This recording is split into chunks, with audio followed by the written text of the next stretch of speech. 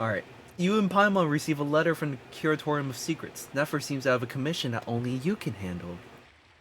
Also, Genshin volume is fine, right? I hope it is. To Ether. It's been a while, great hero of Tevat. You've traveled far and wide, met countless prominent figures and big shots of the world.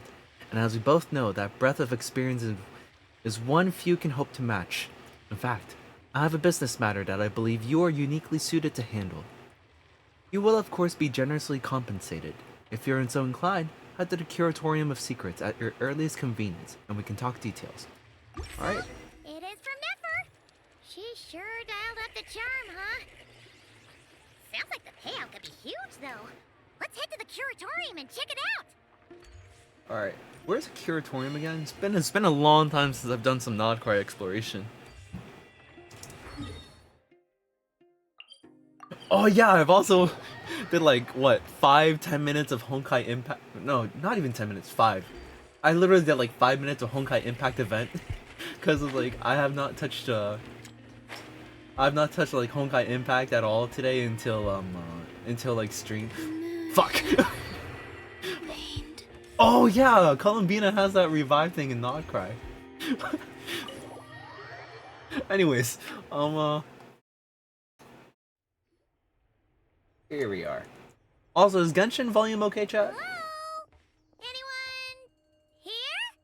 Ah, you got here even earlier than I expected. That should give us just enough time to go over some details before the opening ceremony. Also, I think this is my first time meeting Nefer. I'm pretty sure this is my first time meeting her, like, in a story setting. Anyways, so, what did you need us to do? How about a cup of tea first? I'm sure it was a long trip. Now tell me, Traveler and Paimon, have you heard of the Nodcry Trade Expo? Nope. A long time ago, back before Nasha Town even had that name, this place was essentially one giant black market. With no administrative oversight, trade that was prohibited elsewhere was fair game here. So this place began to attract business from all over Tevat. Over time, more and more people settled here, and what was once a black market became what is now Nasha Town. The spirit of free trade has been a local staple ever since. Hence, the Nodcry Trade Expo was born. So, is it like a business convention? In a sense. It's an annual tradition once the shipping routes open up. The expo offers a chance to trade without restrictions. In other words, it's the biggest legal black market in all of Tevat. So, is that why you asked me to come? Yes. The Voynich Guild is organizing the event, and that comes with a lot of responsibilities. Normally I would let Yehoda handle most of the work, but this year, it might prove too much for her to manage on her own. Something tells me we'll have a lot of big names in attendance this time. Working with VIP clients takes someone with the right experience and connections. Hence why I think Yehoda might need a helping hand. Oh, so that's where the Traveler comes in. Exactly. I was hoping you could help her with participant coordination. It's so nice of you to look out for Yehoda. I don't know if I'd put it quite like that. I'm just interested in playing to people's strengths. In addition, I think you'll find the compensation to be quite to your satisfaction. So, are you in? Yeah, should be a piece of cake. Sure, but what's the catch? Confident. I like it. This is exactly why I chose everyone's favorite globe-trotting hero for this job. I do have one special request, as the one offering this commission. In principle, the Nodcry Trade Expo is a platform for commerce with no restrictions. That said, the guild does have one line that is not to be crossed. I'll need you to help make sure all participants are clear on this unspoken rule. As long as everyone complies, The expo should go off without a hitch. So, what's the unspoken rule? No violence at the expo. The guild has pledged to ensure the safety of all sellers and buyers in attendance. Violence? Whoa! That wasn't even on Paimon's radar! Just because it's legal doesn't change the fact that this is still a black market, huh? If that line is crossed, the event will descend into chaos. Understood. Of course, mediating such situations might prove complicated. So, if you ever want my judgment on the matter, just come find me. The expo is being held on the shoreline to the southeast of Nasha Town. Yehoda is working on setting up the booths as we speak. She'll be able to provide details on the participants as well. All right. I suppose I'll leave you to it then. Yep, we got this! Where Waves Meet the Reef, Part 1. A commission from the Curatorium of Secrets. Alright, any last words? If you find yourself in a tricky situation, just come find me. Alright, will do. Oh, his date. I wonder. Wait, no, I've been on the event screen for like the entire Yap session. I was like, wait, I wonder how many days have passed while we were yapping. We've been yapping for 12 in-game days. Oh, that's right. I've also talked about the Hoyofer concert. We also had a Hoyofer concert tangent. And I still need to upload those videos. I'll probably do that after stream, whenever that is. No, no, mind. Anyways, let's go to the event venue.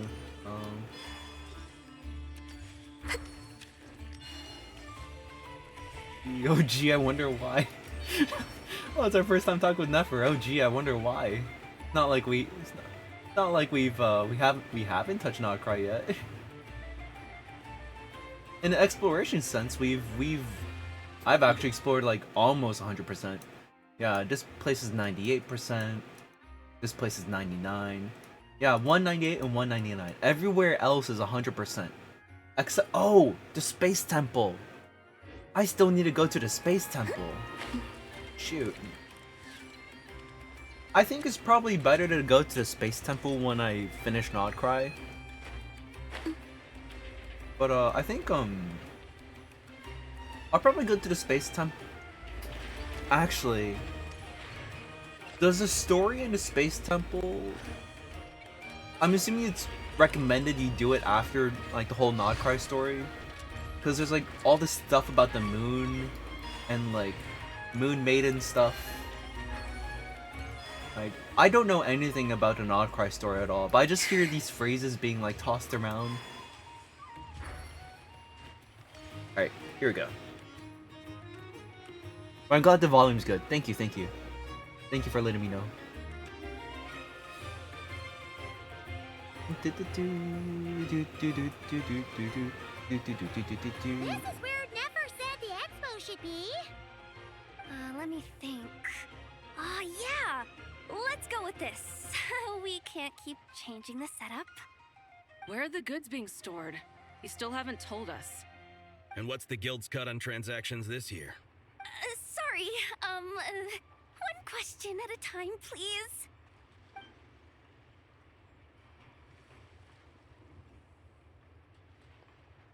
Oh, I should have just stuck to cat wrangling. Hey, Yehoda! Traveler! Paimon! Sorry. I've got kind of a line here. Don't worry. We're not here to pile more work on you. Nefer asked us to help you out. Really? Boss Neff, you absolute lifesaver! I'm seriously drowning over here. Oh, you two are doing me a huge favor. Nefer asked us to handle participant coordination. So, how can we help? Let me think. Oh, right. There are still 3 participants that haven't checked in. At least I think it was 3. Ugh, come on, Yehoda. Get a grip. I'm not forgetting anything. Am I? I really love Yehoda's facial expressions. Like, I think she's the only character that has this. if that's right.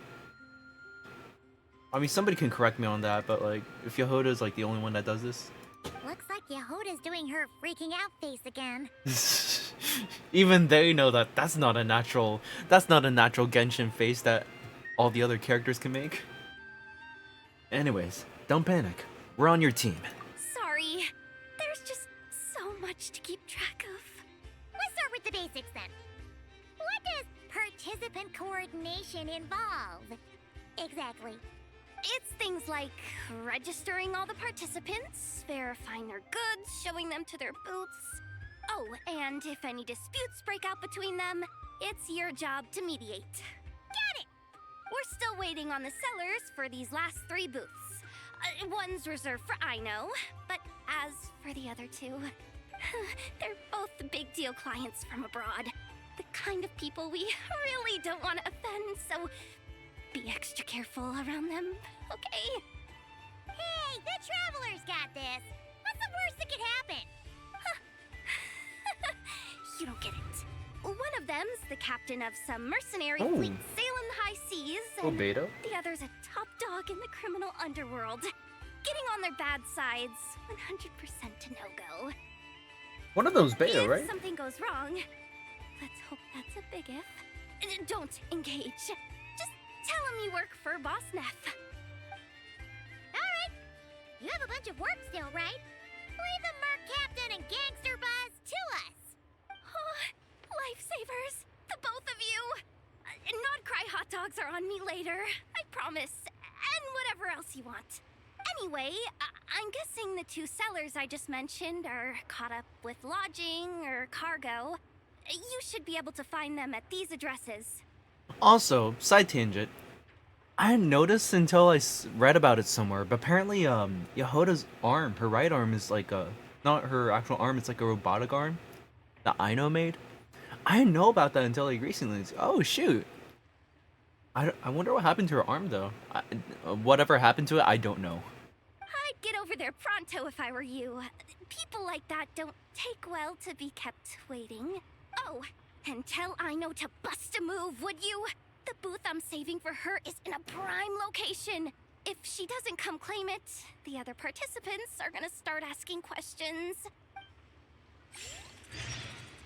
Alright, head to the giant ship on the sea. Any words, Yehoda? Go to the flag. Oh wait. One at a time. Okay. It's something you learn in the Archon quest. Oh, okay. I will save that for later then. Coordinate with exhibition participants. That what I think it is Beto ship? Oh. Beto ship. Oh, that's a lot of places we gotta go to. Strike a pose. Let's go here.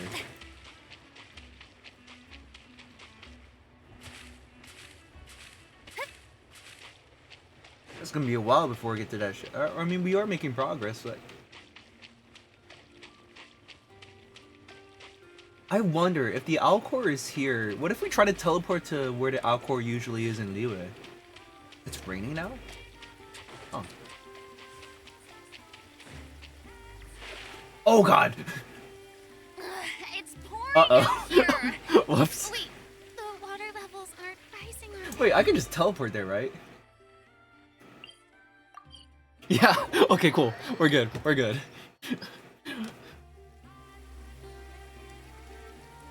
Wait, is this?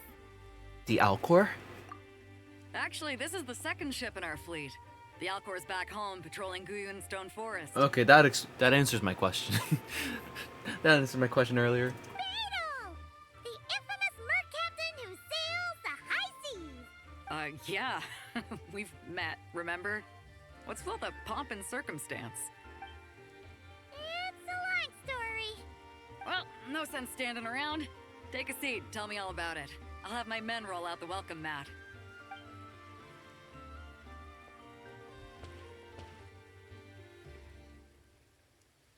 Ah, I see. So you know the head honcho of the curatorium, huh? Your network of connections is something else, that's for sure. About the registration. Right. We need a record of who's participating in the expo and what you're planning to trade. Well, mark down down me and a few crew members as participants. The rest will stay on the ship. As for what we're trading, take a look. Oh, What is it? is that a replica of the ballista? A while ago, Ningguang revamped the Guizhong Ballista. Oh, The beauty you see here is one of her new and improved models. oh, it's the actual ballista. Oh shit. It has insane firepower and comes complete with remote guidance for accurate striking even at long distances. I just know people are gonna be fighting to get their hands on it. Are you sure you're allowed to sell stuff like this? Don't worry. Compared to the model the Millileth's using, this one might as well be an antique. Never wasn't kidding when she said no restrictions, huh? But who's gonna buy something like this? Oh, I'm sure someone will bite. Yelan, Buyers from all over Teyvat will be in attendance, after all. my first C6. Hello. Yelan? Ah, sorry. I was so busy with the cargo, I forgot to mention that Yalon was aboard. No worries. You here for the expo too, Yelan? No, I'm just here for work. Captain Beto was kind enough to lend me a ride, so no need to register me with the expo. Anyway, it's been a while, traveler. If you get the chance, be sure to pass along my regards to the head of the curatorium. What kind of work? The sensitive kind. Sounds like our cue to stop asking questions, doesn't it? 100%. Well, I'll be off then. Once I'm done with this, drinks are on me. About time! I've been itching to see Nod cry from the bottom of a bottle. All right, that's it for registration. Follow us, and we'll take you to the venue. Oh, we get the fast travel there. Thank goodness. Beto directs her crew to unload a cargo and follows you to the venue. So, this is the place, huh? Not a bad spot. When you've got some time, come help me test the remote guidance on this thing. It's a real thrill, you'll love it. Oh, we just unlocked a fighting minigame. Fire support assault, you need to defeat his after challenge end, reward granted. Each battlefield has a direct food feature. Support progress. Enter guidance mode. Actively aim at targets. High speed explosive ammunition. After defeating enemy in guidance mode, greatly boosts battle rating. Okay, well, I'm gonna do the minigames later. Let's just focus on the story for now. Let's see. We got 2 more locations to go to. Let's wow, that's pretty far. Let's we can't go to Aino's house, right? Oh. Anyways, where do we gotta go? Alright. Yeah, let's go here first. I think this is faster right now, just as a Kavaki. There we go. Wait, but how many more things do I need to do in Genshin before we go to Nodcry? I think we got the Dainslift quest, and then enough bit in that land. I think just 2 story things, and then we can actually go to Nodcry. Hey, you two! Hello, hello. Traveler, Paimon, hello. We're helping out Never with some expo stuff, and we heard the Krumkake craft shop is taking part. Correct. Aino is just doing a final round of debugging on her Thwack and Smack defense bots. Oh! Is that her submission for the expo? Yes. Moles and other small creatures often steal from the craft shop, so Aino designed a defense bot based off of them to protect this place. Upon further testing, these bots turned out to be highly effective, so she decided to perform some upgrades and bring them to the expo. Wait! So Aino is actually gonna trade one of her bots? Not exactly. With the exception of a few special orders, Aino rarely sells her finished products. What she's trading at the expo is the blueprint, not the finished product. Oh! So, are you guys ready to head over then? Yehoda asked us to speed things along a bit. She's saving a super good spot for you, and she's worried people are gonna start asking questions. I told her I need to finish debugging first. There's no point in rushing or I'll have nothing to trade. Oh! Paimon's never seen Aino this serious before. The craft shop is experiencing a severe shortage of funds. Aino is hoping the expo will improve our financial situation, so she's being extra thorough. Where'd all the money go? Some kind of expensive research? Negative. It's our dessert funds that are lacking. We have had at least 47 cases where excess dessert purchases have led to a shortage of research funds. As such, I decided to split up our research and dessert budgets. Aino is forbidden from dipping into one to transfer to the other. And not too long ago, she cleaned out the entire dessert budget Oop. for this month. See, no surprises there. Alright, done. Thwack and Whack defense bots, do me proud. Looks like we can head over now.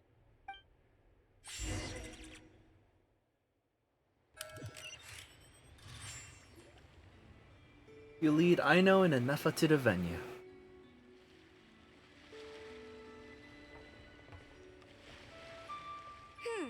This looks like a good spot for the demo platform. This new bot looks pretty interesting, I know. Swing by and try it out whenever you want. It'll blow your mind. I just know it.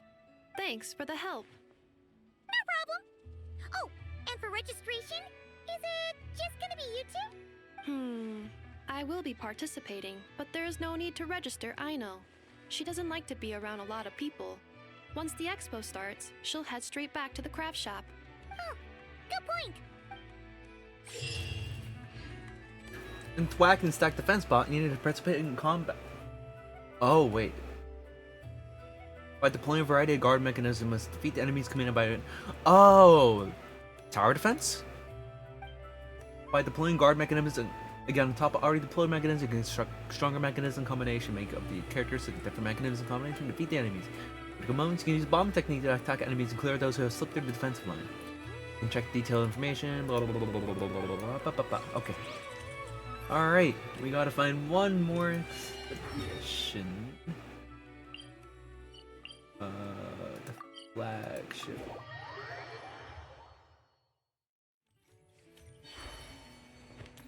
Oh wait, did I use my oh god, I'm capped out at resin. Hold on. Let's just wait, there's a Leyline event going on right now. Let's just make two. And then let's talk to Catherine real quick. Ad Ashra Basask. Oh, my encounter points, they're not that high. Thank you for I'm actually running out of encounter points. That's a little concerning. Tells me I need to do more story stuff. Okay, wait. Actually, I have over 400. Oh shit. Yeah, I think you only get encounter points from doing like story stuff, right? And with me not doing story for a while, that explains why I don't have much. But also, we're like approaching like the end of the 6.x patches, right? Exploration. Shoot. Oh, probably cause the space temple. I need to do the space temple stuff. That's probably it. The flagship. Guess this participant decided to figure out lodging first. Partner. Oh, Paimon. Navia. Navia! It's been forever! Was this a mafia boss that Yehoda was talking about? I'm guessing you're here for the expo? You got that right. Representing the Spina di Rosula, of course. Top dog of the criminal underworld. Yeah, that criminal checks underworld. out. Is that my new nickname? I'm not opposed. It's kind of snazzy. It's great that we found you. We're working a commission to help with participant registration right now. You know, goods verification, stuff like that. Oh, I see. Well, in that case, take a seat. I ordered a whole Ooh. bunch of food. Clarand and Chevreuse went to unpack some things, Ooh, but they're here should be too. back in a sec. Oh, speak of the devil. Talking about us? Karam! Chevreuse! You're here Nodgrai is a chaotic and dangerous place. Considering the Spina's importance to Fontaine, the last thing we need is for something to happen to its president. I do find it nice to travel with friends, but come on, look who you're talking to. What's the worst that could happen? With that nonchalant attitude, it's anybody's guess. Fair enough. Guess you can mark down our champion duelist here as my bodyguard. Gang boss and her bodyguard. Got it. Should we mark you down for the expo too, Shivers? No need. I'm here on official business. A lot of our recent cases have had ties to Nodcry. And that's Paimon's cue to butt out. Oh, one more thing. What's the Spina planning to trade at the expo? Oh, this right here. It's one of the Fontaine Research Institute's newest inventions. Hello it's there. a kind of relay system that allows the user to unleash Numa and Usia energy in battle. Usia? Wait, that's what it's called? I've been saying Osha. Like Numa and Osha? Or Osha? Osha? Anyways. So it's a weapon? Of course. At a market with no legal oversight like this one, weapons are gonna be the first to go. Yes, so. Still, bragging about not having to follow the law in front of Chevres feels wrong. I don't mind. I've read quite a bit about lawless territories and crime novels before. As a detective, I know that I'll need to put the rules aside for now if I want to get things done here. And on that note, I should get to work. I've got patrol members waiting on me. Well, ready to head over to the venue? Just follow us! All right, let's get this show on the road. I want to get a bit of shopping in as well. Osha. Yep. Me pronouncing Usia as Osha is probably an OSHA violation in itself. Anyways. Wow, it's even bigger than I expected. I'm hoping more people will show up, though. It'll get busier once things kick off. Still, looks like Yehoda needs a lot of help.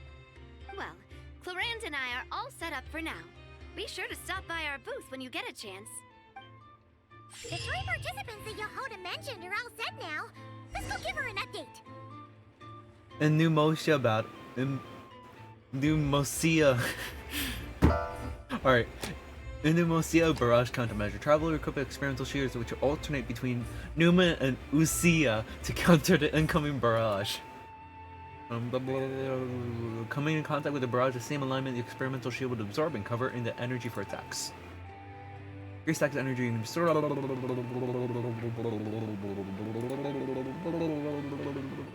only attacks that align opposite of war can break it. Okay. Alright, anyways, we'll do minigames later. Anasha nodders. Yeah. Anasha, the leader of the OSHA Corps. Oh, uh-oh. Oh, Natlin. Hey, what was Wait. that for? Wait, wait.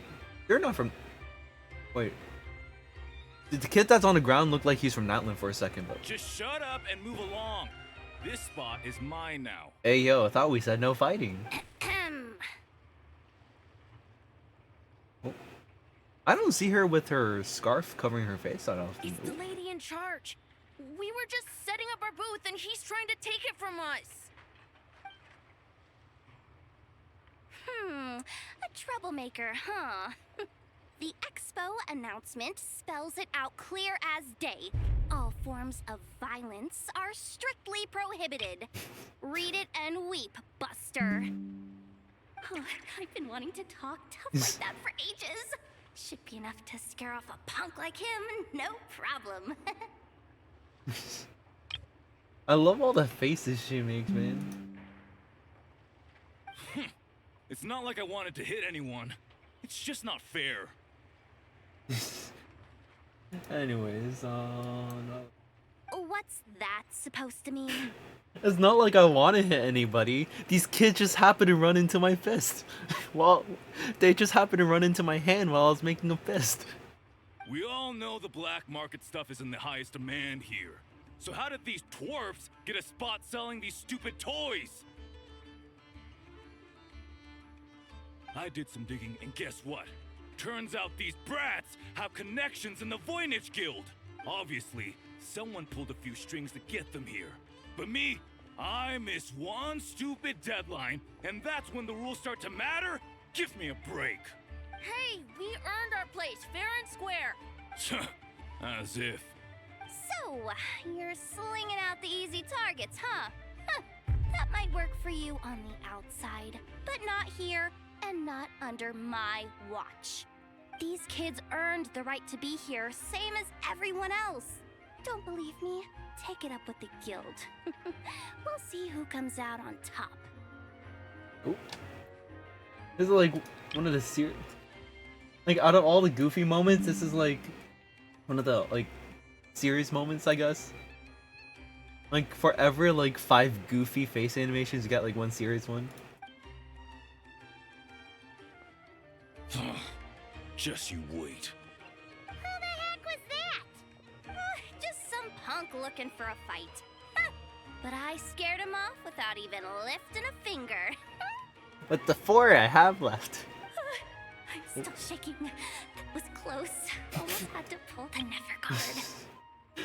Wait, this face looks like a Smisky to me. Anyways. Well, he's lucky he decided to run off, or we'd have helped teach him a lesson. Thanks a million, miss. All in a day's work. Anyway, knew I remembered you guys. Your guardian works for the guild, right? Oh, was it again? Auntie, are you all right? Oh. I'm fine. Just got a little scrape when he pushed me. Yo, for your size, your voice is a lot deeper than I thought. I got caught up with something. I should have been here. I'm sorry. Right. Ashvapati. The one man in the guild who wouldn't know profit if it hit him in the face. You get a spot in the most lucrative market in the world, and you're letting the kids use it to sell toys. And no one else would even entertain that idea. Well, the purpose of the expo is free trade, right? There's no rule that participants have to sell weapons. No, but most people know what's gonna make real dough. Unlike a certain someone. Ati, Neb, Rhea, head back to the booth.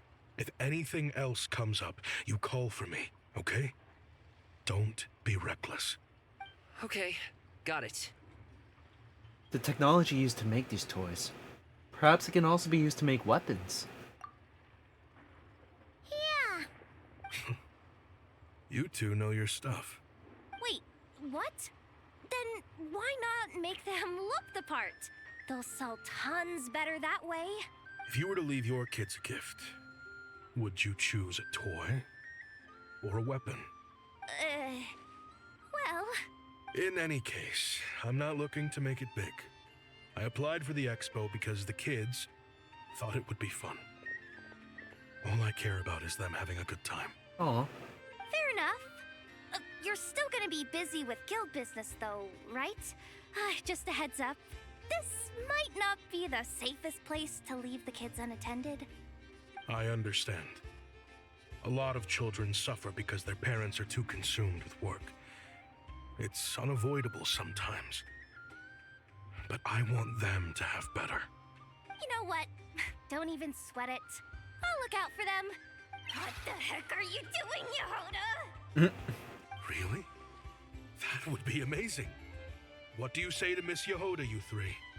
Thank you, Miss Yehoda. My pleasure. Just have them come find me if anything comes up. Got it. I should get going then. Wow. Way to step up, Yehoda. I'm just looking out for some kids. How hard could it be? Then again, I bet I'll be swamped with disputes to settle once this thing gets rolling for real. Relax, we'll help you out. Oh, also, we registered the last 3 participants.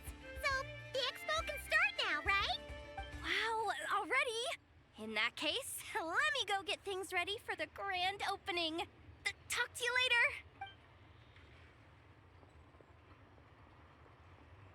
She really does have a lot on her shoulders. Hey, she runs so fast, she got the dust clouds. Yeah, we should help as much as we can.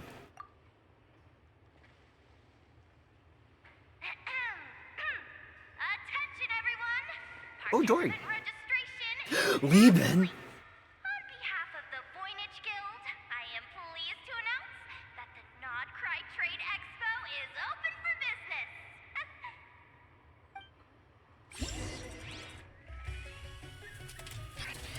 Ooh.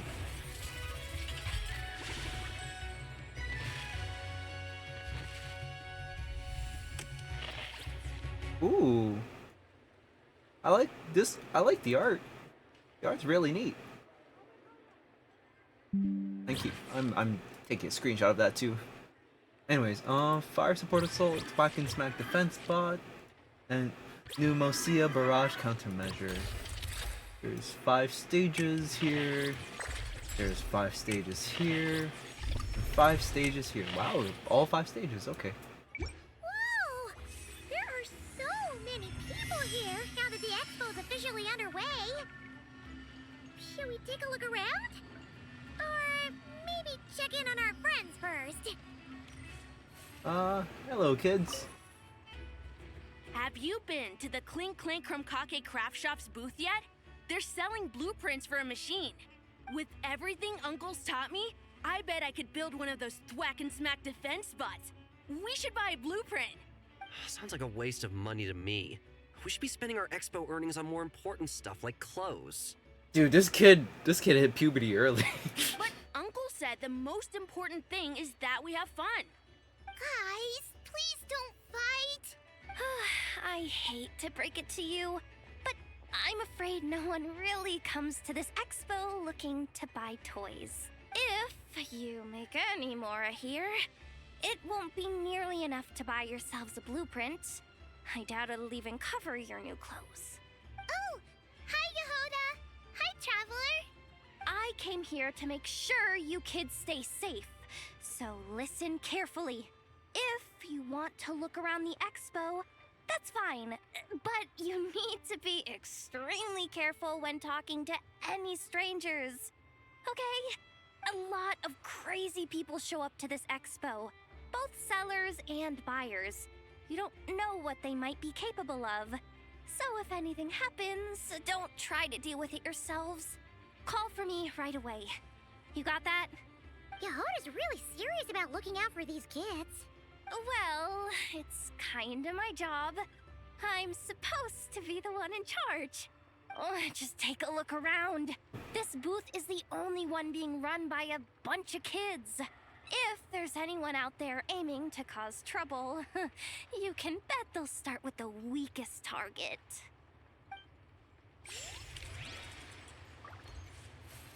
Oh, was this one of the 17 quests you were talking about? One of the 17 quests that you can like all the mini side missions things? I guess I did one of them. Also, side tangent, but I think ooh, an Atlan boost. I'm gonna guess Yehoda's backstory is the only reason she said yes to taking care of the kids was she had a tough childhood as well. That's what I'm guessing. And it might tie in with her arm. That's my guess. This exhibitor's demands are ridiculous. What's wrong? This exhibitor is apparently selling some rare Natlanese artifacts. And he's making some extremely unrealistic demands about how he wants them stored. I know the contract says that we're responsible for storage, but I'm sorry. It's unreasonable to expect us to meet these requirements. Unreasonable? These are rare and very fragile historical relics we're talking about. You can't just throw them into a warehouse, okay? They have to be handled with care. You're from the Masters of the Nightwind, aren't you? Tumaini? Uh-huh, that's us. We're Hope. Yep, that's Tumaini, all right. So, what exactly do you need? Well, I suppose I can use the assigned warehouse if I really have to.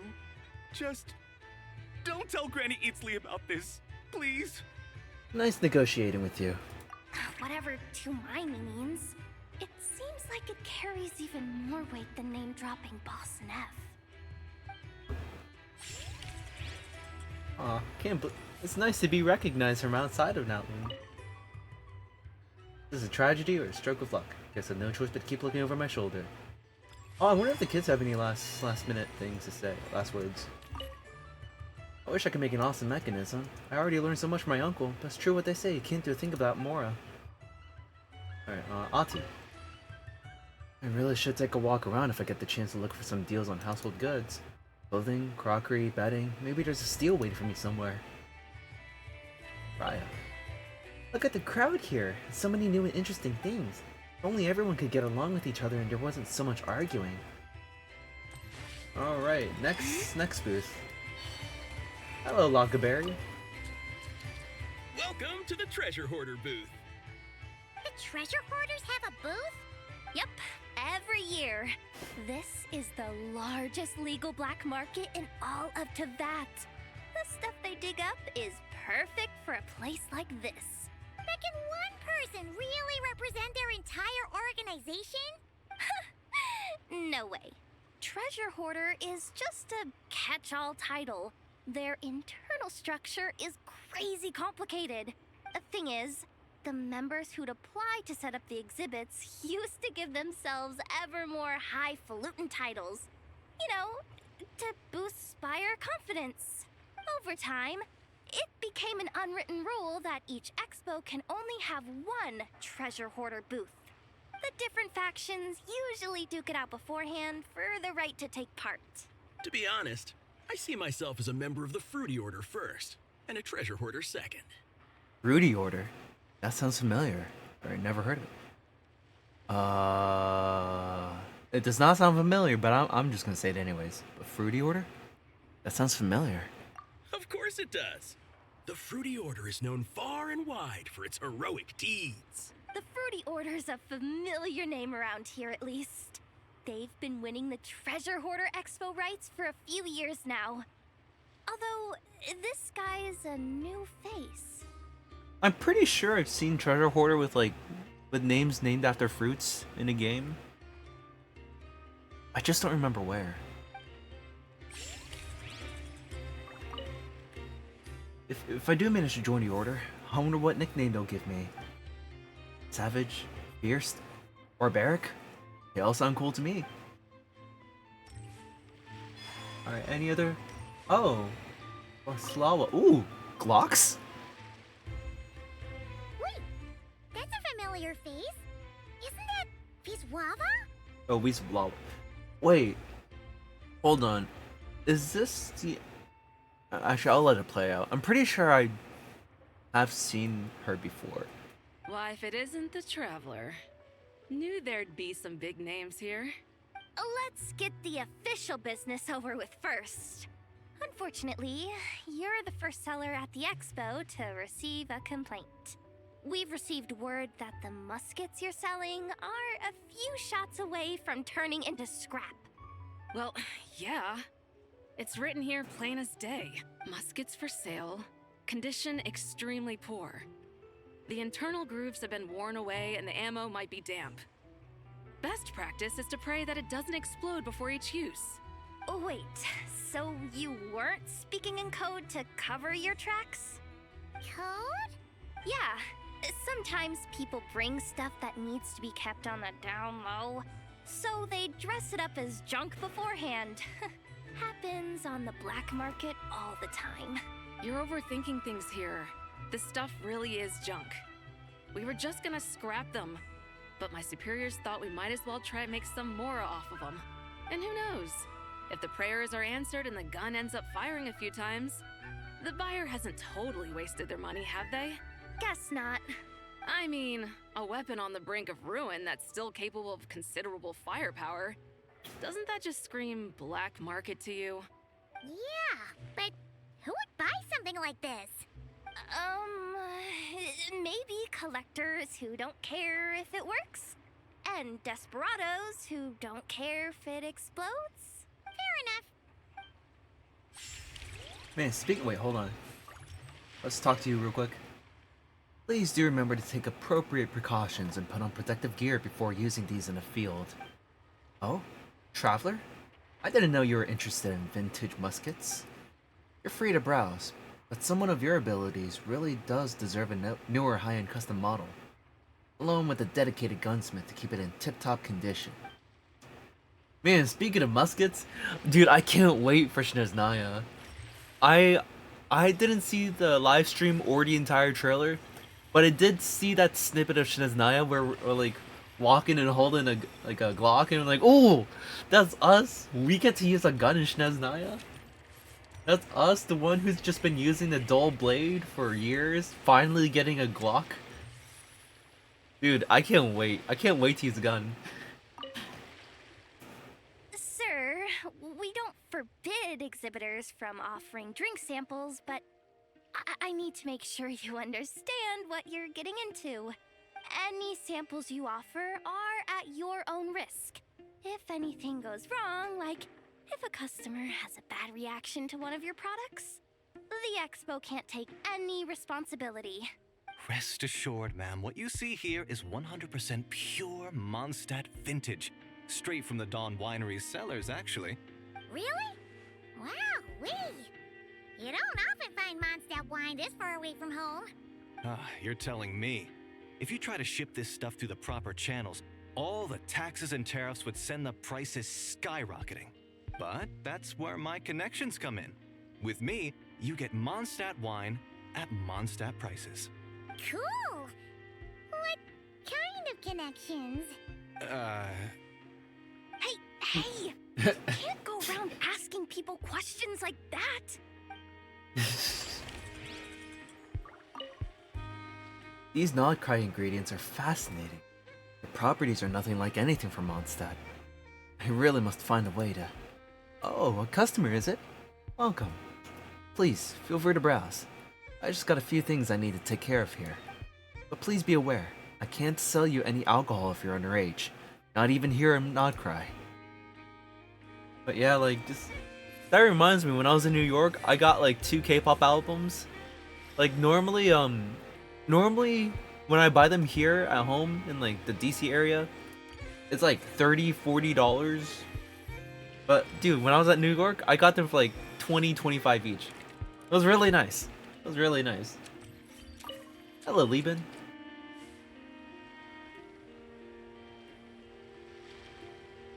Hey, look! It's our old pal, Lieben! Oh, it's you two! Been a while, hasn't it? That it has. Wait, you know this guy too? Okay, I'm slowly starting to get why Boss Neff asked you to help me out. Ah, you must be the expo manager. Was there something you needed from me? Nope, just checking in. You're just selling a few ordinary items, is that right? Mm-hmm, that's right. Okay. I mean, we've got people selling toys this year, so why not? You seem confused. In the right environment, ordinary items don't have to fetch an ordinary price, you know? I'm sure I'll meet someone at this trade expo who recognizes their hidden value. Cool. Well, you do you. I'm certainly not gonna stop you. What about you, friend? Care to do some business? I'll pass. Are you not in the Box of Marvels business anymore? Well, to be honest, I spent most of the ones in my inventory to purchase this batch of goods. The ones you see here are just for decoration. But I'm confident that I can make a killing here, so I'll be sure to make another batch of Box of Marvels should the opportunity arise later. Alright. Anything to tell me, Lieben? Doing business this far to the north requires traveling a long way. That means acquiring a large quantity of goods in advance and transporting everything all in one go by sumpter beast or caravan. But what's likely to sell well? Alright, alright, there's a stair somewhere, right? Yeah, here we are. Oh, hello, Yehoda. Oh, does this move on? Oh shoot, I wasn't done. Maybe I am done. I don't know.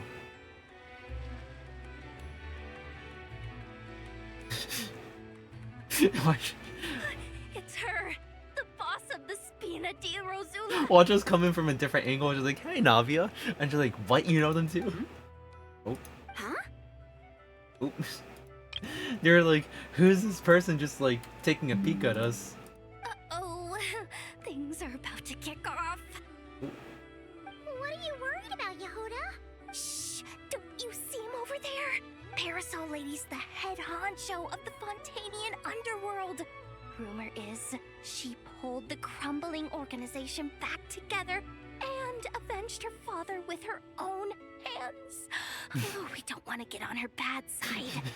An eye patch over there is a merc captain from Liyue. She has a fleet of her own that sails the seas. Most people know to steer clear. I was worried this expo might not be big enough for the two of them, if you catch my drift. So I kept their booths far apart. Looks like they wound up meeting in the end, though. Watch us go like in the next line. We're like, hey Navia, hey Beto, what's up? You don't think they're butting heads already, do you? What am I gonna do? Let me handle this. Hey guys, what's up? Oh, hey there, partner in Paimon. Partner? Can't go far in my line of work without hearing about the president of the Spina di Rosula or the champion duelist of the court of Fontaine. Thought I'd make some friends since the opportunity's presenting itself.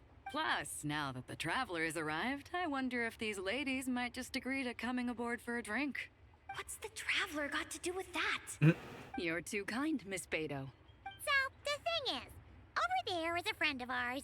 She's managing the expo, and seeing as you're all big shots where you come from, she was worried you might, butt heads. There you go. Why is Paimon just outing Yehuda like that? Is that so? Well, I think you can put her at ease. Yeah, and if there's anything we can do to help, just say the word.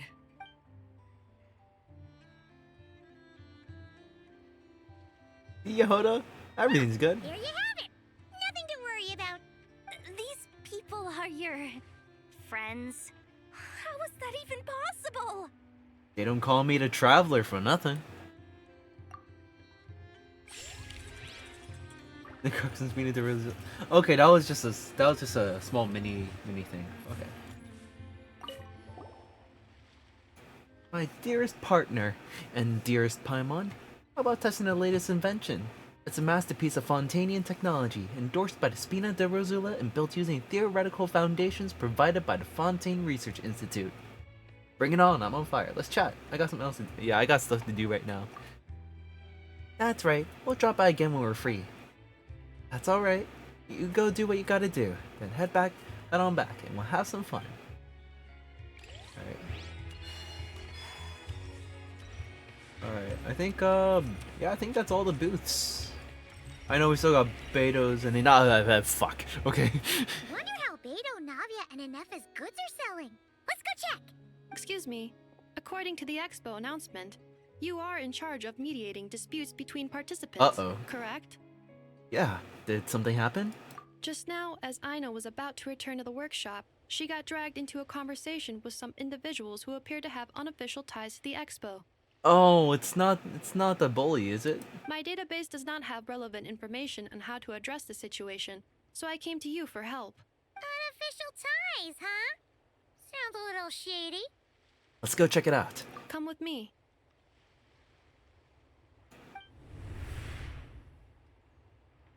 A device that uses Numa and Ducia energies in battle. With that kind of tech, a bandit group could rob a caravan without even showing their faces. And what about this thing? Remote guidance? Precision bombing at long distance? If a group of thugs got their hands on it, their enemies might as well surrender on the spot. The Fontaine Research Institute made the right call going through the Spina di Rosula rather than selling it themselves. The same is true for the Ministry of Civil Affairs, I'm sure. A merc captain who spends most of her time at sea is far less conspicuous. Huh? What about this girl? She seems to be trading in military-grade weapons as well. The Clink Clank Krumkake craft shop does take on a lot of orders for dangerous creations. But I think in this case, I'm overthinking it? I think so. Yelan? Chevron? What are you doing here? Traveler? Paimon? How did you find this place? Although this location is indeed rather secluded, Aino has equipped me with a special sensor module. With it, I was able to detect that you had pulled her aside for questioning. The rumors are true then. She's quite the little engineer. Can you tell me what this is about already? Apologies, but it's a matter of utmost importance, so I had to be sure. After our conversation, however, I can confirm that Aino is not involved in this case. Traveler, could you help us clear up this misunderstanding? Enough, why don't you get Aino out of here? There's no danger to her. Understood. Oh, even Aino has the confused face. Based on our conversation just now, I'm guessing neither of us is the target the other is searching for. I second that. And since our strategies were so similar, I'd wager we're after the same person. When we talked earlier, it seems like you both were hiding something. Yeah, Paimon thought so too. Well, I wasn't planning on dragging you into all this, but now that I appear to have gained an unexpected partner, I suppose I might as well explain. I trust you, Traveler, and Miss Chevra seems to do the same. With you here, I'm hoping we can avoid further misunderstandings. Agreed. I'm all ears.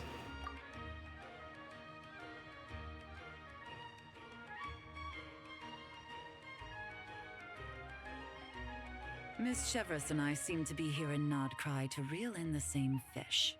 That's right. And the product we brought to trade is the bait.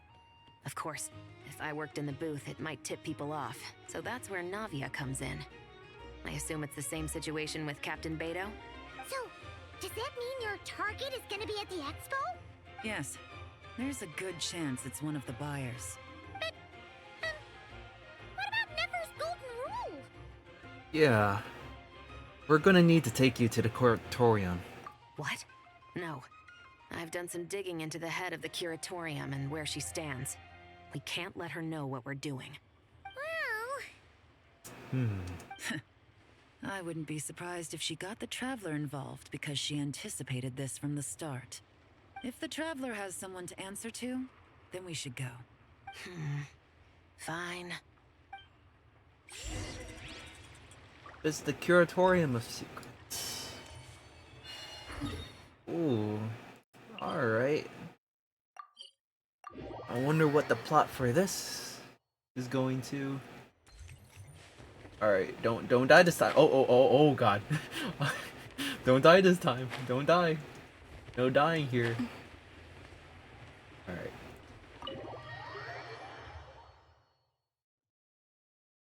Alright.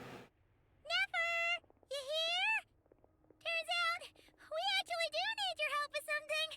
Ah, Miss Yelan from Liyue, and Miss Chevres from Fontaine. It's quite the honor. Forgive me for not greeting you sooner. So you knew we were coming all along?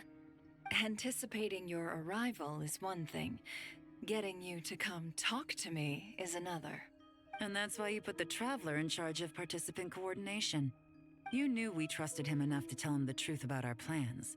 And you also knew that, out of respect for your arrangement, the first thing he would do is bring us here.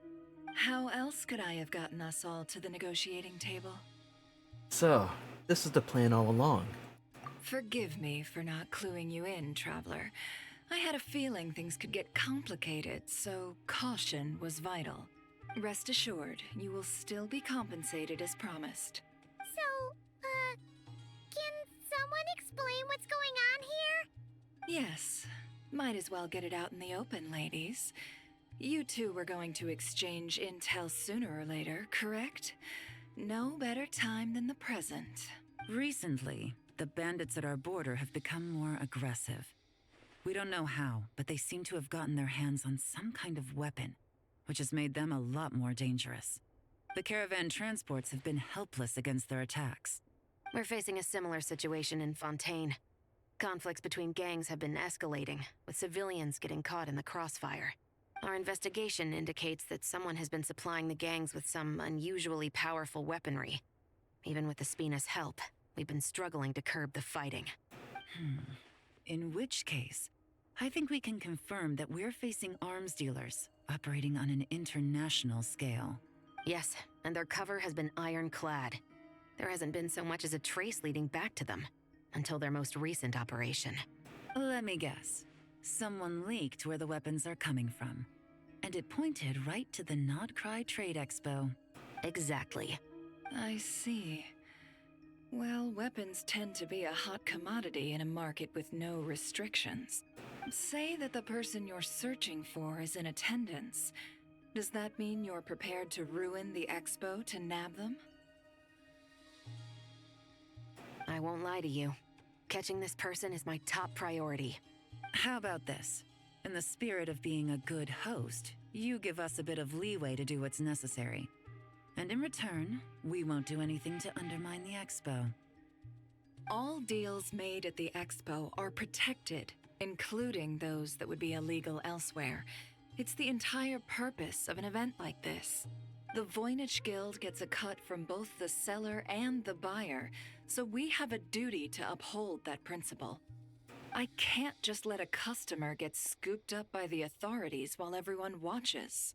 You said this was a negotiation, but you don't seem prepared to compromise. Let's think about this. Maybe there's another way? Only deals made through the expo are protected, correct? Oh? Theoretically speaking, were any deals to take place outside of the expo's scope, I would have no right to interfere. Good. Then we can promise that the rules will be followed. I want insurance, then. To hold you to your word, the Traveler must be part of all operations related to the investigation. We have a deal. Then you have my thanks in advance. Looks like negotiations are a success! It's the best outcome I could have asked for. I appreciate the help, Traveler. Don't mention it. I didn't want there to be conflict between you guys anyways. In that case, do me one more favor, would you? When this is all over, I want to hear the real story behind everything that goes down. No problem. Wow, oh, part 1 just finished, okay. Leave the Curatorium of Secrets. Any last words, ladies? When this is all over, I want to hear the real story. Looks like we'll be working together quite closely. The pleasure is all mine, of course. This whole negotiation really feels like something out of a light novel. Alright. Leave the Curatorium of Secrets. Anything on the message board? Oh, Kiramen is Kamenka, Tadabika. Alright, well, I mean, I don't think I have any access to, like, most of the functions on here anyways. So, anyways, let's go ahead and leave.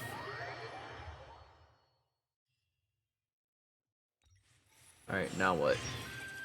Wait until 7 o'clock. Alright, let's time travel. Alright, how many parts are there? 3? I'm assuming 3 parts. Actually, wait, I could just look at the event page. Well, Alright. it's been 2 days. Wonder how the investigation's going. Let's go check in with Yelan and Shepras.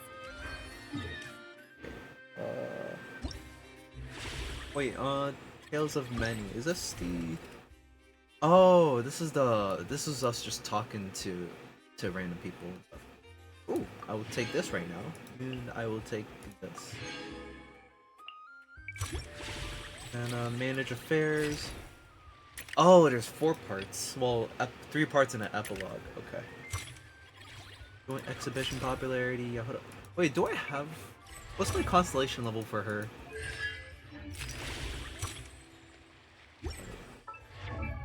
Yahoder. Wait, nope, not wrong person. Of C1. Okay. What's C2? I don't think Yahoda. I think I'm trying to think. Like Yahoda and like a lunar team. Sure, she can like react with Hydro, but like Dendro and Geo, Maybe Electro. Actually, she would do like Lunar Electro. She'd do well with that, but like the other Lunar reactions, not so much. Also, chat, I'm gonna take a real. I'm gonna take a bathroom break real quick. Stomach is fine though. Stomach is fine, but I just need a. I did drink quite a bit of stuff, so I'm just gonna what is it? I'm just gonna have some music playing while I go to the bathroom, and I'll also set ads up so that way I can that way they won't interrupt us later. Um, Duke Duke. No Duke Duke. No more Duke Duke. Hold on. Ooh, just the two of us. Hold on. I love this song. All right, I'll have this one setting going on while I go to the bathroom. All right, I'll be back. I'll be back. Oh, I came back to a groovy song. I love this song. Wait, hold on. Wait. I'm gonna actually let this one play before I go back to Genshin. Don't drink coffee, I take tea, my dear. I like my toast on the side. Oh, whoa, what was that? What's that instrumental? I'm an Englishman in New York. See me walking down Fifth Avenue. Yo, Samuel, hello, Samuel. Hope you're having a great day today. Welcome, welcome. I was about to ask how long you've been peeing for since I joined. Honestly, I don't think that long. I don't think that long. No, but I ended up doing a number 2. I was just to be safe, on the safer side. No, but I also went to like see if I wanted any snacks. I was like, nah, I decided against snacks.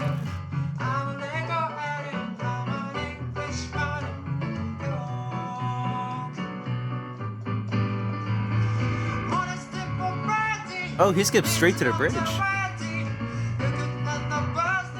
Wait, what is that YouTube color scheme? Oh, I think it's one of my browser extensions, I think.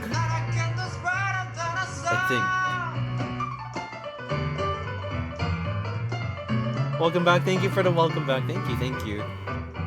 But yeah, once this song's over, I'll start Act 2 of the event.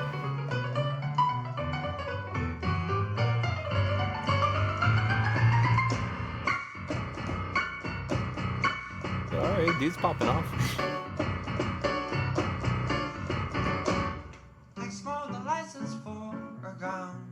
This song's pretty cool. Yeah, I think no, this is a really old song.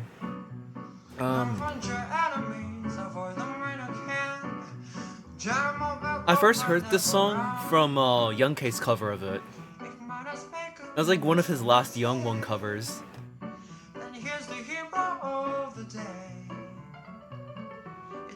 Did I blink or did his hat disappear? He knocked it off. He knocked it off at some point. This is my first time seeing this cover too, but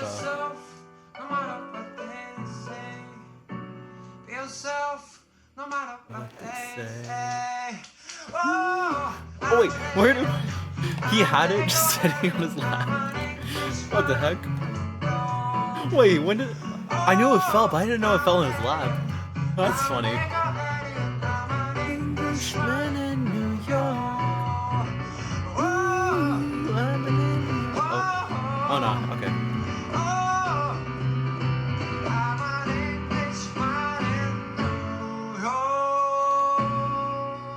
I was like, was it a jump cut or something? No, if...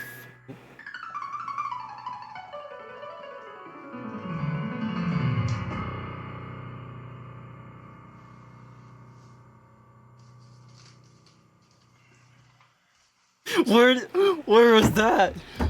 Where was that from? Where did that come from? Wait, but wait, I'll go back here. Wait.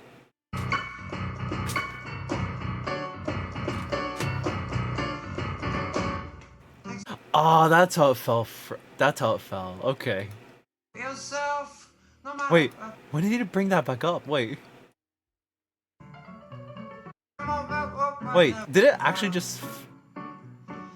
It was... Oh! It just fell in between... Oh, shoot. Okay.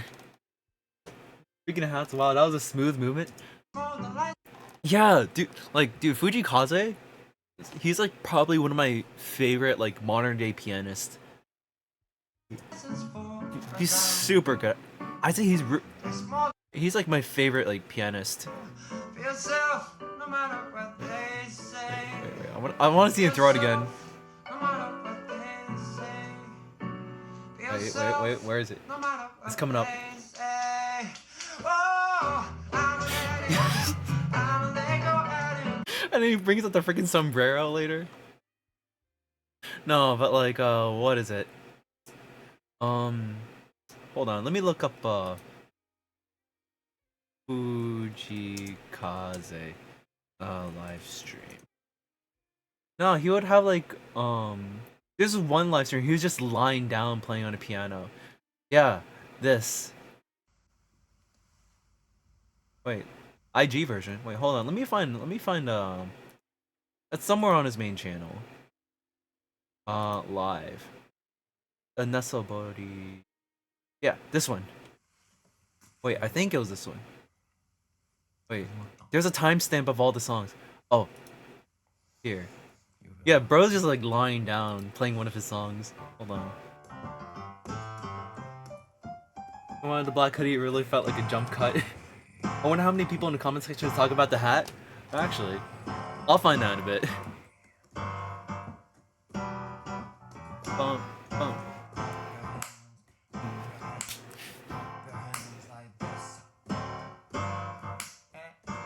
Dude, if I ever get to like Fujikaze level of piano playing, dude, oh man.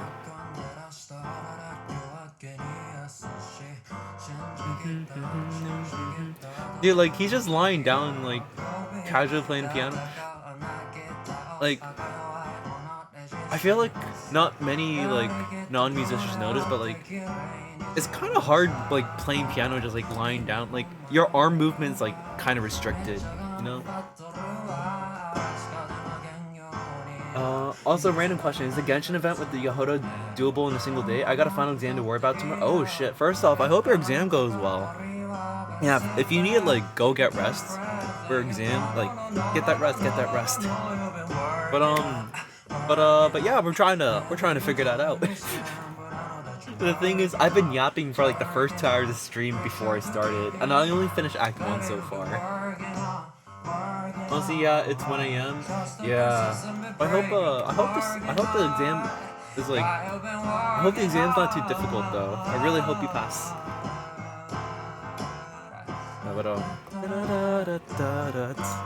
All right. Well, what the comment section? They're all in Japanese. Oh, hold on. Let's just translate. Okay, hold on. Okay, I didn't want to bring up a whole like new thing. They're all in Japanese. This is like, wait. Oh, I blinked and the hat was gone. Later, blinked and it was flying. Enjoyed going through his videos over the years. Yeah, this is like an old video before he like blew up and got like super famous. So yeah, I'm not surprised a lot of these comments are in Japanese. That guy plays drums on piano. 2025, I love this such talent and a sense of humor. I've not slept a single time before 5 a.m. for the past few. Wait, what? Oh shit. But yeah, you really should get a well-deserved rest after the exam, dude. Yeah, but also like I really hope you pass. Like I literally failed one exam, went into full panic mode since then. No, that's understandable. That's completely understandable. But yeah, like rest is also a very big, important thing as a part of preparation for anything big, you know. But technically, that class still has a B, but still, B is still a good grade. I still think it's a good grade. Wait. But yeah, I feel like Fujikaze's version of Englishman in New York is like a lot more like fast paced. It's a lot more groovy. This is the original song. I'm gonna get Dimcod here, but I'll skip around. I'll skip around a little bit. And then I first heard it from heard this song. Oh, hold on.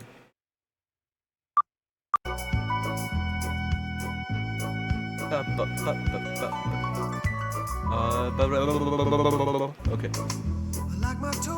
Wait. Yeah, it's like, but most of the song has like that same instrumental, that same kind of like beat and groove. And then Young K's, I feel like I like Young K's version the most. It's like a lot more like calmer and chill. Yeah, it's decent, but it's my current lowest score. It dropped so hard after I got a 67 on my midterm for that. Oh shit. I don't drink coffee, I take tea, my dear.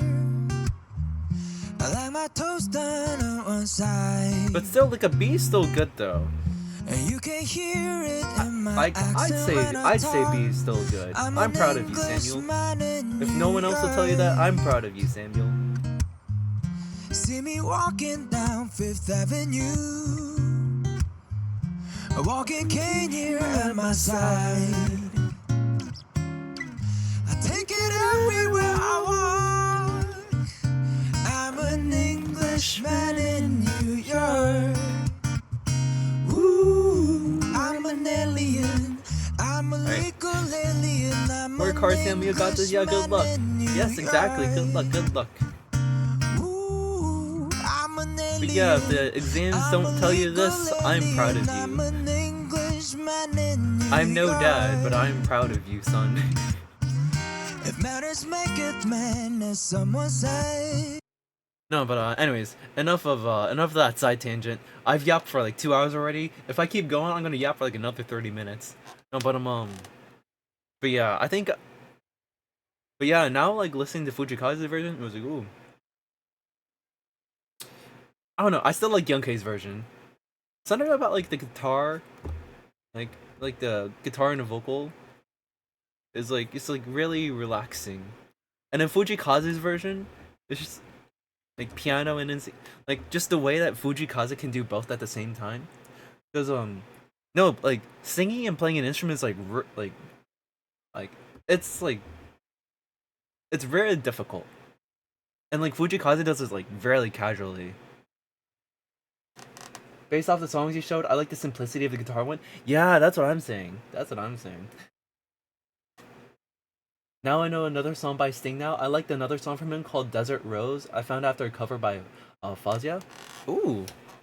Well, I was gonna search it. I was like, wait, I'm gonna keep yapping. It's always really cool to see someone doing some form of percussion on a piano. Yeah, that too. That too. Just like I think what I like is like if people find ways to play instruments but like not in the traditional way.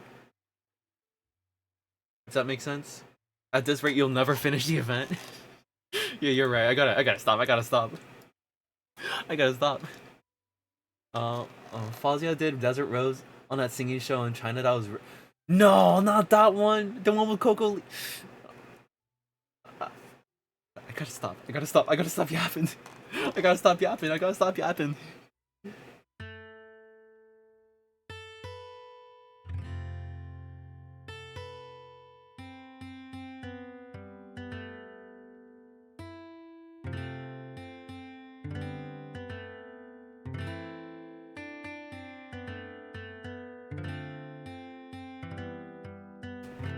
Alright, anyways. Yeah, her vocal control is so phenomenal during that performance, I bet. Oh man, I want to look that up now too.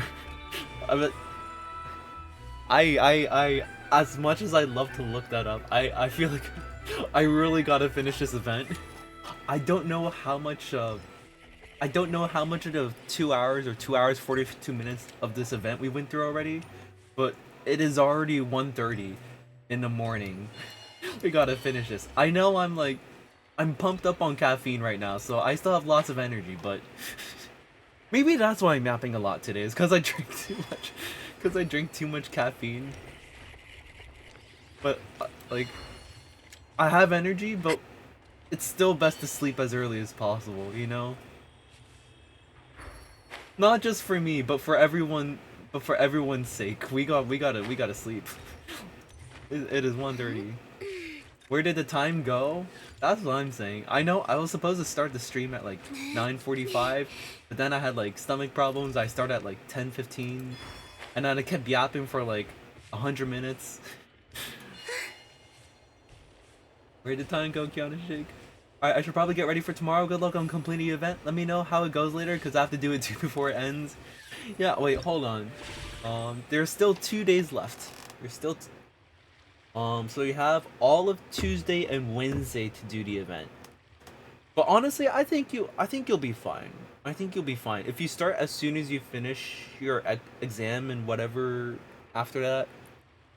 I think you'll be fine. But Samuel, thank you so much for hanging out again. Thank you for stopping by, taking time out of your day slash night to hang out and say hi. I appreciate having you here.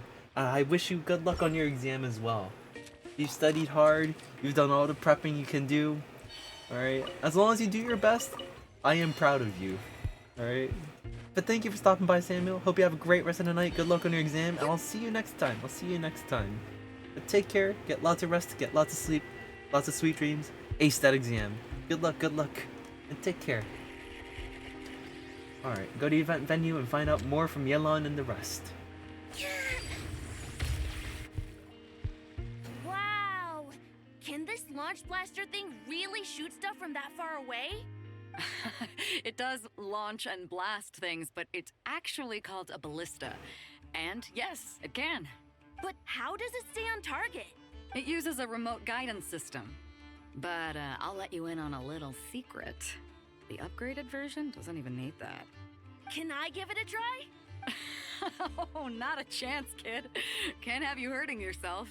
Believe me, this thing is even more powerful than it looks. Ask me again once you're older. Hey, Beto! What you up to? Oh, it's you two!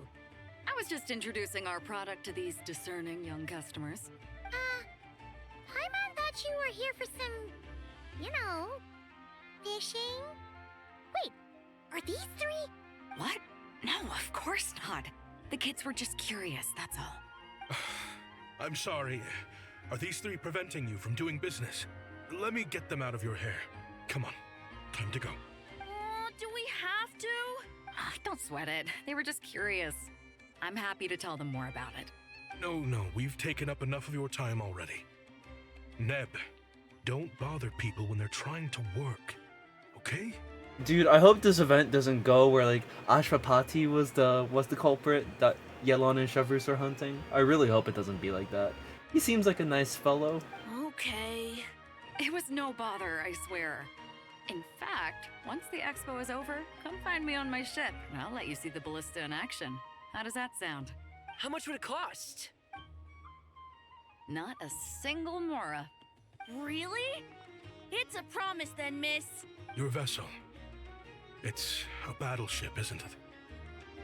Are you sure you should be bringing children on board? Why not? Whenever we're docked back in Liyue to pick up supplies, I always let the kids around the harbor come aboard to play. Boy, do they love it. If a kid from Liyue can do it, why not a kid from Sumeru? A battleship may as well be a giant playground to them. Sumeru. Okay, I was like thinking like, wait, is that like Natlan clothing or Sumeru? Because I haven't been to Sumeru in a long time. I was like, it's one or the other. Is that so? I've heard that people in Liyue also turn gunpowder into explosive firecrackers and give them to children as toys. You ever played with Pop Rocks? Perhaps only the kids back in your home country are lucky enough to look at a giant battleship and see a playground. If you're worried about safety, I can... No, I suppose I'm just envious. That's all. I'll be sure to bring them over if we get the chance. Guy sounds like he has some backstory to spill. Seems like he really cares about those kids, huh? Anyway, what did you want to talk about? Oh, just wanted to ask how it's going with the top secret, fishing. Did you reel in the catch of the day yet? They're circling the hook just fine. Hello. Just waiting for a bite. I love Paimon's face. Right here. It's just like... It's like Paimon has like the sus face or like the Monka S face. Whoa! Where did you come from? Shh. Well, that just proves my point. Something like this would only see more use in Fontaine. Ah, except you never find something like this for sale there. Better jump on the chance now before it's too late. Excuse me? He's coming this way! Oh. Wait. This looks... It's like... What's that one? What's that one? What's that game called again? It's been a while. Shoot. It's the one where you wake up on a horse carriage and it's like, hi, you're awake. Low key gives me that vibe. It's like POV, you just woke up. Skyrim. Oh my god. Took me a second, but Steady now. wait, was that us like jumping? Wait, I need to go back and look at the VOD. I need to go back and look at it because was that our legs like going up and down? Well, no one's forcing you to buy it. If you're not interested, you're free to move along. What? Come on. There's no rule saying we can't haggle. The Voynich Guild gets a cut of whatever I sell. Obviously, that's factored into the price. Don't like it? Take it up with them. Listen, I can tell this is something special. If you're willing to go a bit lower, I'm prepared to cut a huge deal. I know it's something special, so I plan on getting paid what it's worth. Perhaps there's a way we can both get what we want then. What are you implying? Well, Nod Cry's a big place. Surely this expo isn't the only place we can cut a deal. Oh? What would you say to working this out someplace else? Somewhere the guild can't get a cut? That means no guild protection either. What will I do if you run off without paying? Considering the giant sword you've got handy, if anyone's getting robbed, it'd be me, don't you think? Point is, we're both going out on a limb here. But the reward's worth the risk. Fine. Name a place. As a registered participant, though, I'm too close to the guild. If we don't want them catching on, I'll need to send a proxy. Smart thinking. Let's meet here, then.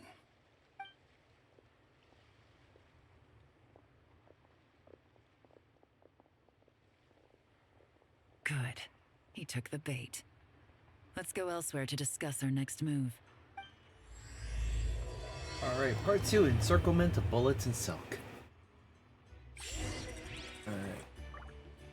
Skyrim. I will sleep tomorrow. Well, I mean, try to get some rest now if you can, Samuel. Oh, I know. Hello.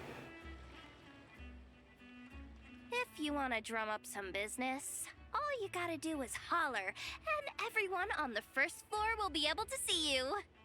Also, you have to come this way to get to the second floor, which pretty much guarantees that everyone attending the expo will notice you guys at some point. Not bad, huh? Thanks to the spot I saved you, you guys will be drowning in business before you know it. Your point being? Cross-referencing Yehoda's current facial expression against database. Confirmed. Analysis suggests that Yehoda hopes we will return the favor. You bet I do. At least Robo-Girl gets it. Okay, how do we do that? Generating proposal. Complete. Yehoda, the next time you visit the workshop, I will reserve the seat closest to the hallway for you. Huh? This seat provides priority access to any dessert items delivered from the kitchen. It is also free from window glare and sits at optimal proximity to the teapot. By reserving this premium spot for you, I can guarantee you a most enjoyable dessert sampling experience. Is this your idea of a fair trade? Are you kidding me? That spot's usually reserved for me. I'd never let you take it if I didn't have my dessert budget to consider. What's going on? Yehoda looks upset. All right, I'll level with you. Since I saved you such a great spot for your booth and all, could you possibly lend me some technical support? Please? Technical support? This year's expo is way bigger than ever before, which means there's definitely gonna be more shenanigans going down too. I know, surely you have some kind of contraption that can, like, scare everyone at the expo into compliance or something. As the manager, I need something I can fall back on in case the you-know-what hits the fan. Let me think. If things escalated that far, shouldn't you just report it to Nefer instead of trying to deal with it yourself? Well, yes, technically speaking. But if, for example, it was somehow kind of my fault to begin with, I'd probably be better off solving it myself on the DL. Okay, what happened? Remember those 3 kids? Well, that punk who was harassing them wasn't just some random nobody. He was just the one that got picked to stir things up. There's a whole bunch of people here who aren't happy with the booth situation.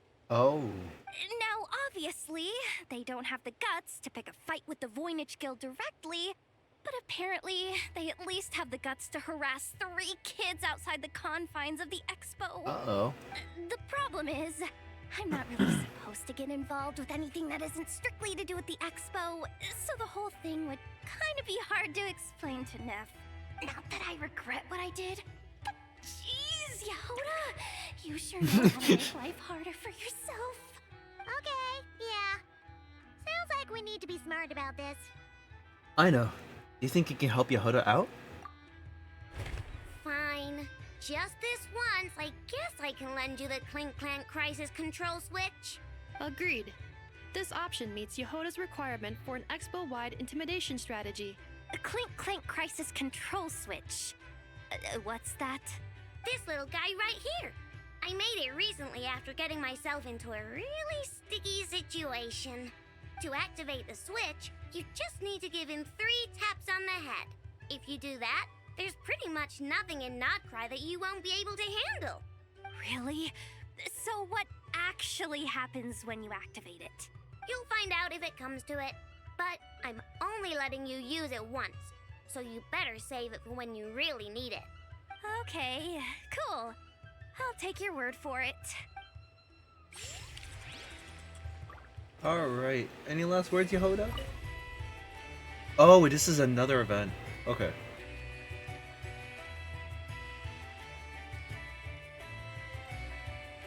Or Yehoda. Watch out there, Yehoda!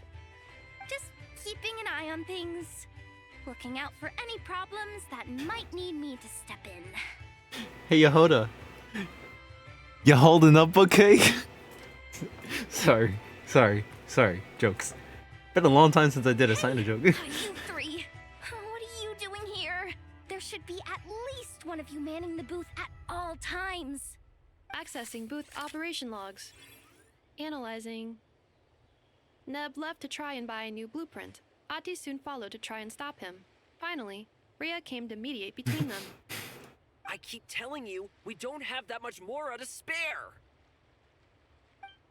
I just wanted to have a look. Damn, it's sunset already. Guys, seriously, stop fighting! Here's the thing, Neb. Even if you could afford to buy a blueprint, I'm afraid I couldn't allow it. I know you like building stuff, but these designs aren't for toys like the kind you're used to. They're for weapons, which are very complicated to build and extremely dangerous. That's a load of baloney, dumpster diver. My designs are toys too, actually. Huh? You build a machine that can blast monsters into the sky, and in your mind, that's a toy? I mean, at the end of the day, is there really that much difference between weapons and toys anyway? Not where Knuckle Duckle's concerned. That's for sure. Ugh, that's not the point. Anyway, you there with the brown hair, you want a blueprint? Yeah! I want to make some thwack and smack defense bots too. I also have some design ideas of my own. And with your bots as the basis, maybe I'll be able to try them out for real. I get it. Your head's so full of ideas you want to bring to life that you can hardly sleep at night.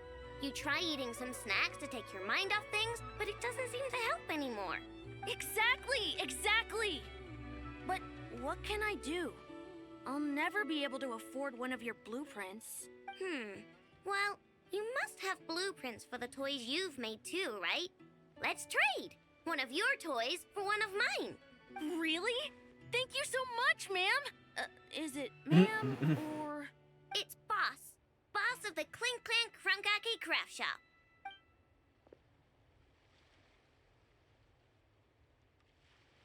Thank you so much, boss of the Clink Clank Krumkake Craft Shop.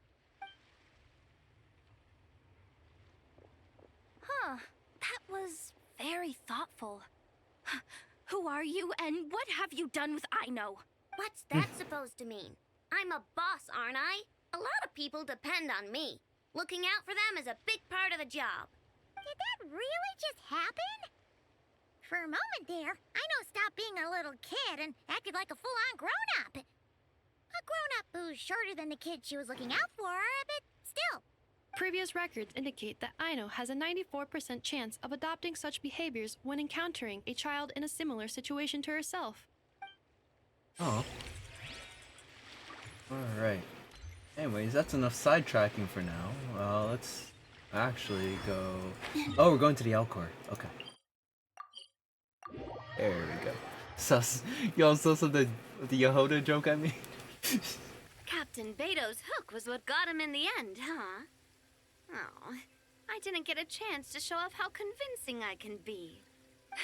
This isn't tabletop troop, Navia. In real life, persuasion takes a lot more than a dice roll.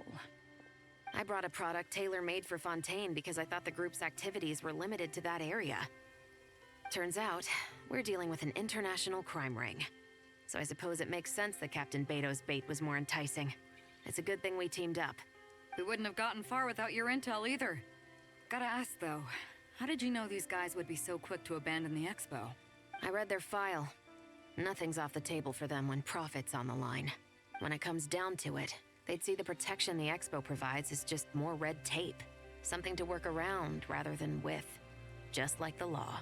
So, we meet up with this guy, catch him, and problem solved, right? No. The person we're meeting is just an underling sent to scout the situation. We're after the leader of the whole ring. And after observing the situation over the past 2 days, it's clear they have undercover agents waiting in the wings. If something happens to our point of contact, those agents will scatter to spread word of what happened. And whoever is behind this whole thing will know we're onto them. In that case... We have to get the jump on them all at once, and use them to get intel on our real target before he has a chance to react. Forgive me for pointing out the obvious, though. We have nowhere near enough personnel for that. If even one of the agents escapes, it's over. Let me guess. You'd rather follow this deal through to the end to lure out the real culprit? Nice idea, in theory. The problem is, in my experience, that person would never show their face for something like this.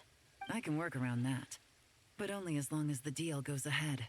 So, you're planning to trail the person picking up the goods. I suppose that could lead us to the big fish, but that would mean we have to actually hand over the weapon. Aren't you worried about putting something that dangerous in the hands of criminals? We can control how dangerous it is. But if we followed your plan, could we really guarantee that not a single agent would get away? You're telling me you really have a way to mitigate the threat of that weapon? You're telling me that you really have the wherewithal to carry out a large-scale search and seizure operation in Nodcry? Are they having a fight? They're both experts in this sort of thing. A lot of back and forth is to be expected. Don't worry. I think they're getting along great. A successful collaboration requires trust. And a willingness to make concessions. So how about this? I'll meet up with the underling as planned and stall him as long as possible. While I'm keeping him busy, you round up the rest of the agents. Sound like a plan? Yes, I appreciate the trust. And I promise you, not a single one will get away. See? Like 2 peas in a pod. Traveler, you should come with me to meet the buyer. After all, we promised Nefer you would be involved in all our operations. The Traveler is kind of a famous face around these parts, though. Then, you can serve as backup. Remain hidden, and on the off chance he tries anything, it'll be 2 against 1. Sounds good to me. Doesn't stand a chance against both of us. Ha! Let's do this thing! Alright. Oh, Oshan. Hello. Good day, Traveler. Officer in charge of surface warfare and land attack support at your service. Quite the job title. Perfectly encapsulate what I do. Captain Beto has entrusted me with 2 areas of responsibility. First is surface warfare, which involves overseeing all our operations against monsters and pirates on the open seas. Second is to control the improved Goijon Ballistae to fire specific ammunition according to the signals we send. When intercepting airborne targets, I'll need to select firework trackers in different colors to assess the damage. And my job is to tell you where to shoot. Yes, once you transmit a signal from the battlefield, I'll fire the ballista from the deck. And the surveillance device you'll be shining on the target is deployed from a separate round launched high above the battlefield. It requires time to prepare, and the window it can remain airborne isn't very long. Of course, right now, this method is limited to single vessel combat. After all, the Crux isn't intended to face off against entire hordes of monsters in fleet-based operations. Apparently, for particularly demanding missions, the Millilith deploys another kind of surveillance device that's capable of remaining airborne for an entire day, allowing them to keep enemies suppressed with remote fire continuously.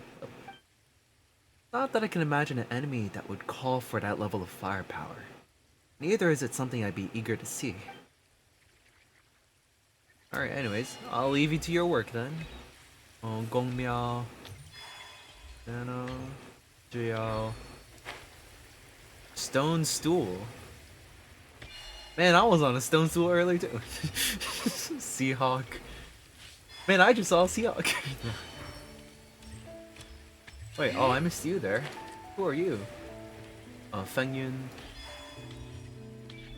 Alright, anyways, let's go meet our bye. Oh, actually, hold on. Let me go see Catherine first. My expedition is done. Add Astra. Dispatch. Alright, go to the flagship with Yelon. Can I? Oh, I can't go this way.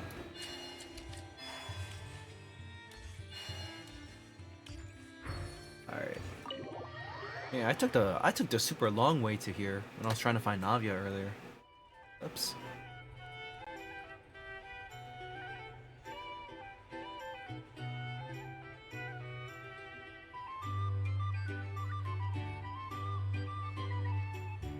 There he is! Shh. Oh, you really can't go lower? Best I can do is shave off the amount the guild was going to take. You're a tough nut to crack. How do you plan to deliver the goods? Depends on what you need. You don't look like you're from around these parts. So I'm guessing you need sea transport? Is he from Natlan? Yes, but there are a lot of eyes at the port. It would be better to dismantle the product and transport the components in crates. Where's he from? Shneznaya? That might be tricky. If you're worried about getting caught, then let's bypass the port entirely. We can launch from a secluded shoreline and use our own boat for transport. Sorry. But I'd still prefer to have it dismantled and stored in regular crates. Ah, I'm guessing the port of arrival is where you resell the goods? You want it hidden in unassuming cargo crates, because you operate right out in the open. Most of the weapons have come in through Yilong Wharf or Lumidus Harbor, so that seems to check out. What are you trying to say? Nothing. Just connecting some dots. I think we're done here. Oh, that's our cue. Oh. Take that! Oop. Out of the way! It's one of the undercover agents! He's making a break for it! The captain of the special patrol will take it from here. Is this Shepherd's time? I just heard a thud or a One thwack. just popped up. Looks like the one on the surface has been subdued. There are children around. I have to avoid bloodshed. Trying to escape? Allow me to show you the way!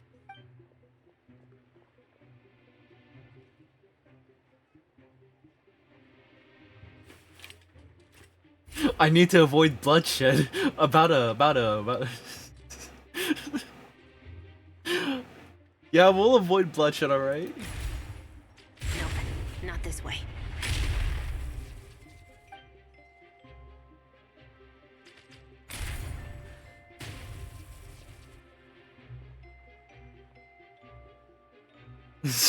Had enough? Then turn around. The guy just like Do you see the way he like waddles while he tries to run away? Alright. Out of steam yet? Cause I can do this all day. Oh, shoot the signboard to support to trap the target.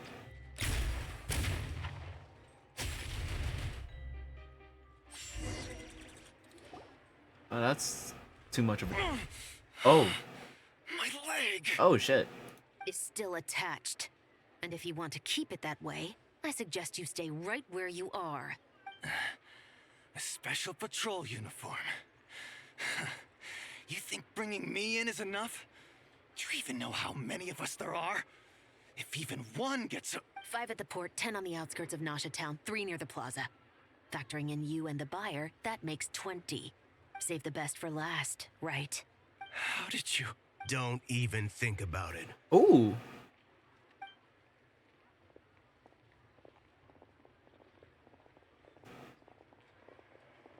Damn, Navia got everybody here. Well done, everyone. We appreciate the assist. The boss sends her thanks. Wait, I wanna get this screenshot too. Hold on. Hold on. There we go. Alright, nice. It was an honor. Without the Spina's help back in the day, we never would have been able to make it in Nodcry. It was about time we returned the favor. What? I needed to make you seem intimidating to get these local gangs on our side. We've been over this. Yeah, I know. But hearing you call me boss will never not be hilarious.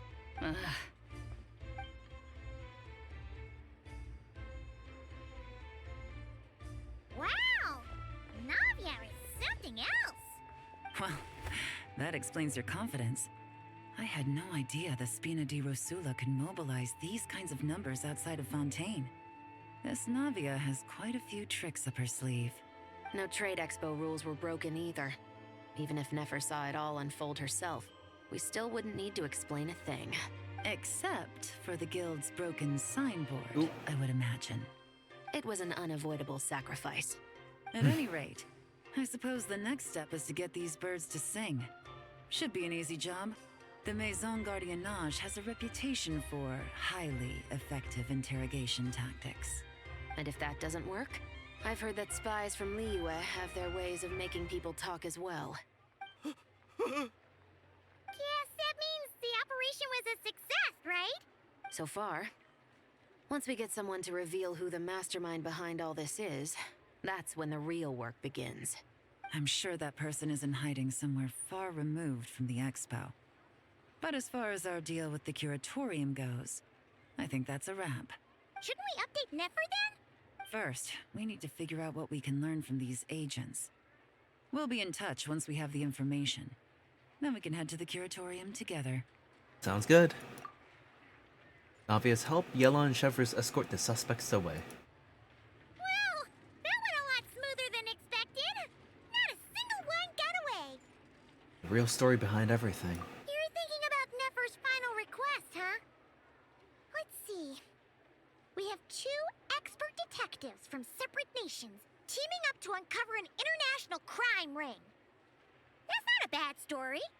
If you feel like it's missing something, maybe Yelan and Chevres will uncover something more interesting during their interrogation. Excuse me?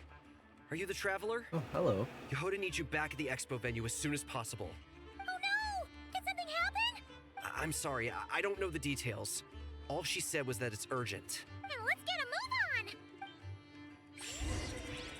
on! Alright, return to the event venue. Wait, hold on. Oh, okay, no. Alright, event time.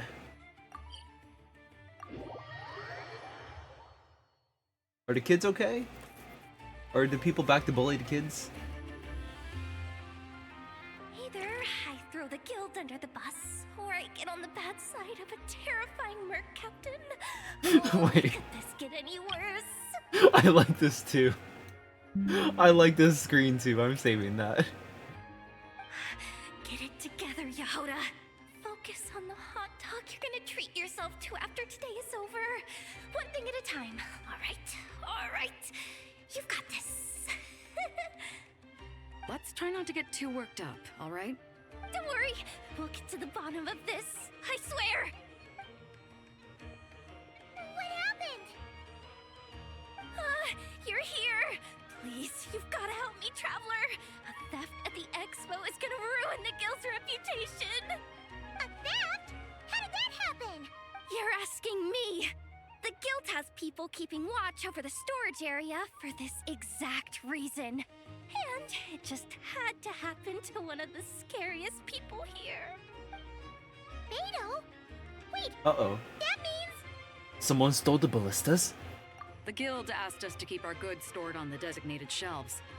I had a few prototypes that I was using for demonstration, which I had stored there. But when I came to check on things just now, I noticed that all of them had been stolen. And each ballista is super dangerous. If they fall into the wrong hands... Well, all the prototypes have a failsafe designed to prevent unauthorized use, so it could be worse. Still, we should get them back as soon as possible. The guild will make sure of that. If you could just keep this between us for now, we would be super appreciative. Do we have to tell her? Oh, the kids? Honesty is the best Or policy. Ashri Pata? That's what he taught us. I know, it's just...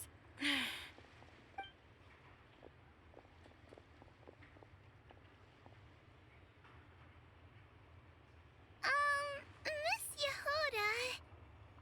What are you three doing here? There's something you want to tell me, isn't there?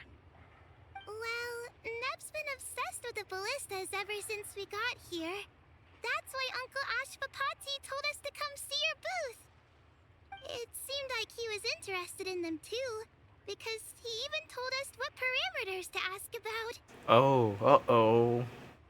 Ever since this morning, we haven't been able to reach Oh. him. We wanted to ask Miss Yehuda for help, but then we heard about the ballistas being stolen. And? I don't think Uncle Ashvapati would do something like that. Oh. Maybe he's being blackmailed? Ashvapati works for the guild. He has access to the storage warehouse, so he could get inside without the guards getting suspicious.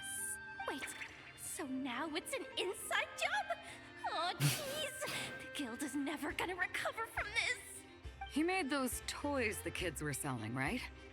They don't look like much on the outside, but I bet they're hiding some serious tech. If he's a tech guy, those fail-safes I mentioned might not have our backs after all.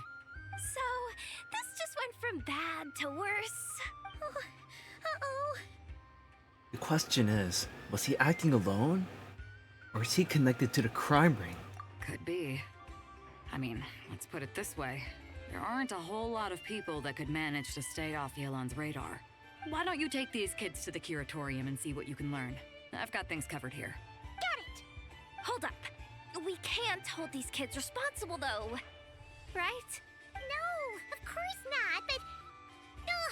how do I explain this? You want to look out for these kids, don't you?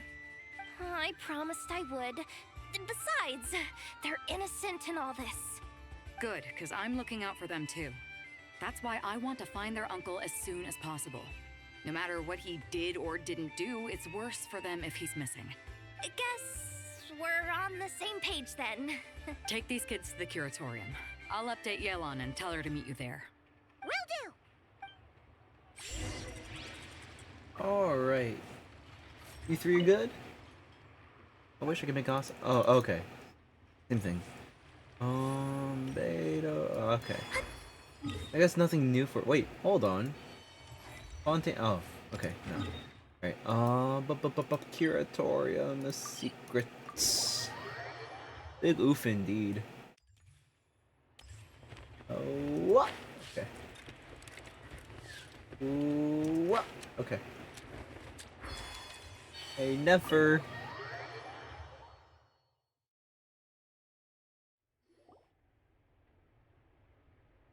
You all exchange intel. Well, this complicates things. Here I was hoping the trouble would start and end with you two. But no matter. This will all make for a very engaging story. I wouldn't be so flippant. This time, it's one of yours causing trouble. I'm starting to wonder if all those agents we captured were just a distraction, so the real culprit could make their move. It's all still up in the air right now. What can you three tell us about Ashvapati? Uncle Ashvapati isn't our real uncle, but he is our guardian. He adopted us when we were little. He told us we all came from the same band of eremites in the desert. But apparently, we're the only ones left. We've been traveling from place to place with him for as long as I can remember. We got to Nagcry not too long ago. Their eyes. What about them? I'm just reminded of something. Ooh, I know Nephers from Sumeru as well. I still, as someone who hasn't done the Nodcry story,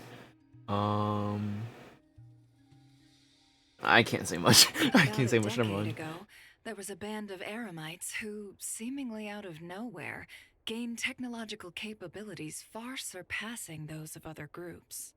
Leveraging that advantage, they built a number of highly advanced weapons and sold them to the highest bidder.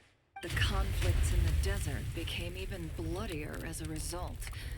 While the other groups were tearing each other to shreds, these newly minted arms traders stood by and reaped the spoils. But before long, their own weapons were turned against them. Oh shit. And as the flames of conflict engulfed the desert, the group met their end. None of the weapons survived, and so in the wake of that destruction, the status quo of the desert was restored. That's terrible. In the desert, it's kill or be killed. People will stop at nothing to gain the upper hand.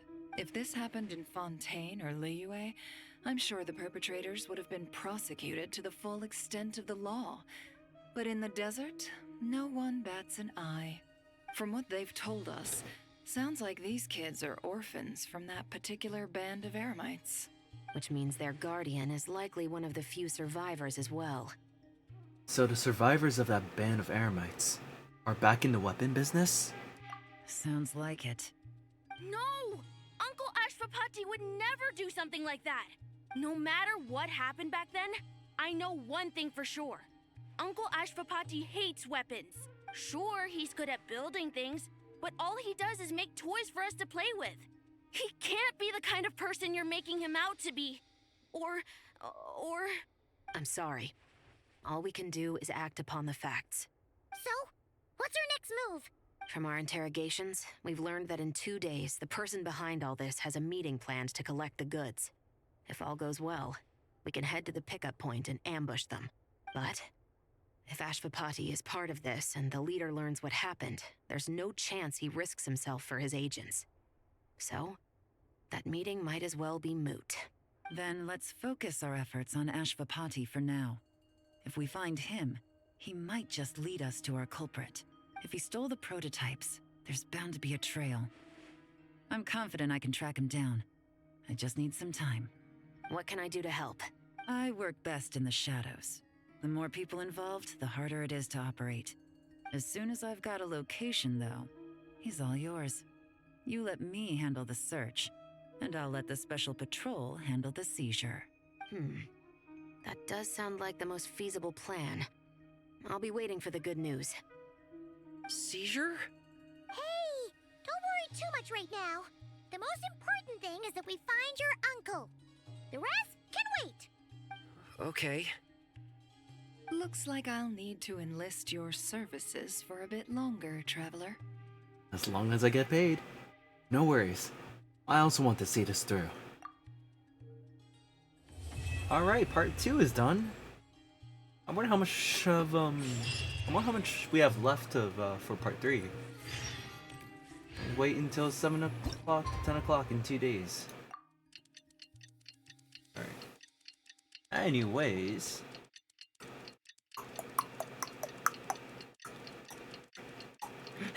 I like how my avatar just like reacts to every tick I do.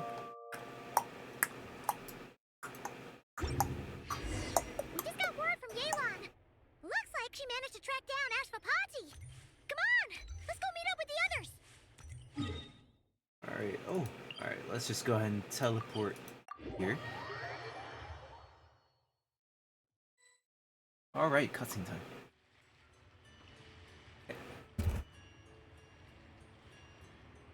Took me a bit longer than I expected, but I found where he's hiding. Let me just be sure of one thing. We're dealing with someone who has extremely dangerous weaponry in his hands. If it comes to it, are you prepared to handle the worst-case scenario? Absolutely. You just need to trust us, just like we trusted you earlier. Yeah, we've got this. My crew's already locked and loaded. I'll take you at your word. I know you said you wanted to keep this operation small, but I still thought you could use some backup. So, I chose a few promising young Spina members to help out. Clarande and I have got things covered at the expo. Yes, we're ready to roll then. Now that you're here, I guess we can get this show on the road. Alright. Let's go.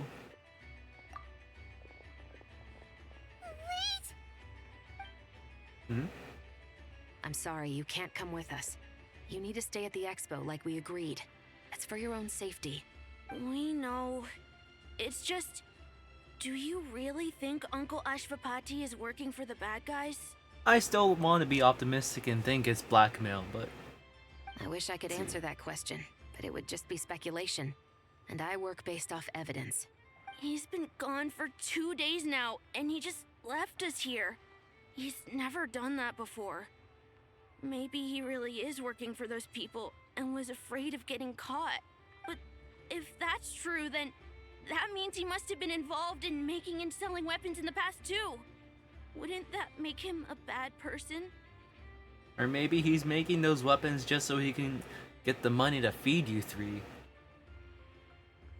Who knows? That's not for us to say. Take a look around the expo. There are plenty of other people making and selling weapons. Doesn't mean they're necessarily all bad people. Really? The same is true for your uncle. Whatever he may have done in the past, the real question we need to ask is why.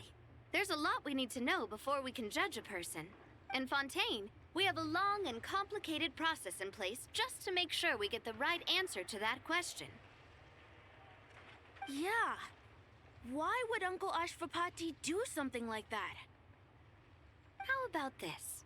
I'll make sure that Miss Chevras and Miss Yelan promise to bring your uncle back safe and sound.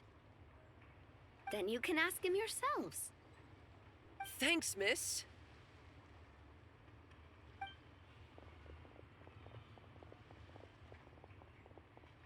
This situation is complicated and unpredictable. Isn't it a bit early to be making those kinds of promises? It's all right. We're prepared for whatever we might face. Regardless, it's a promise we have to keep. After all, when the children get their answer, it will shape their understanding of what justice means. Then, let's all do our part to make sure this ends as well as it possibly can.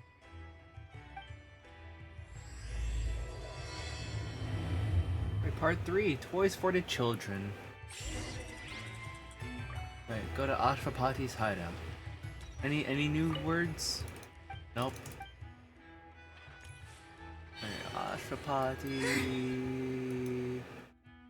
Wow, in the middle of somewhere.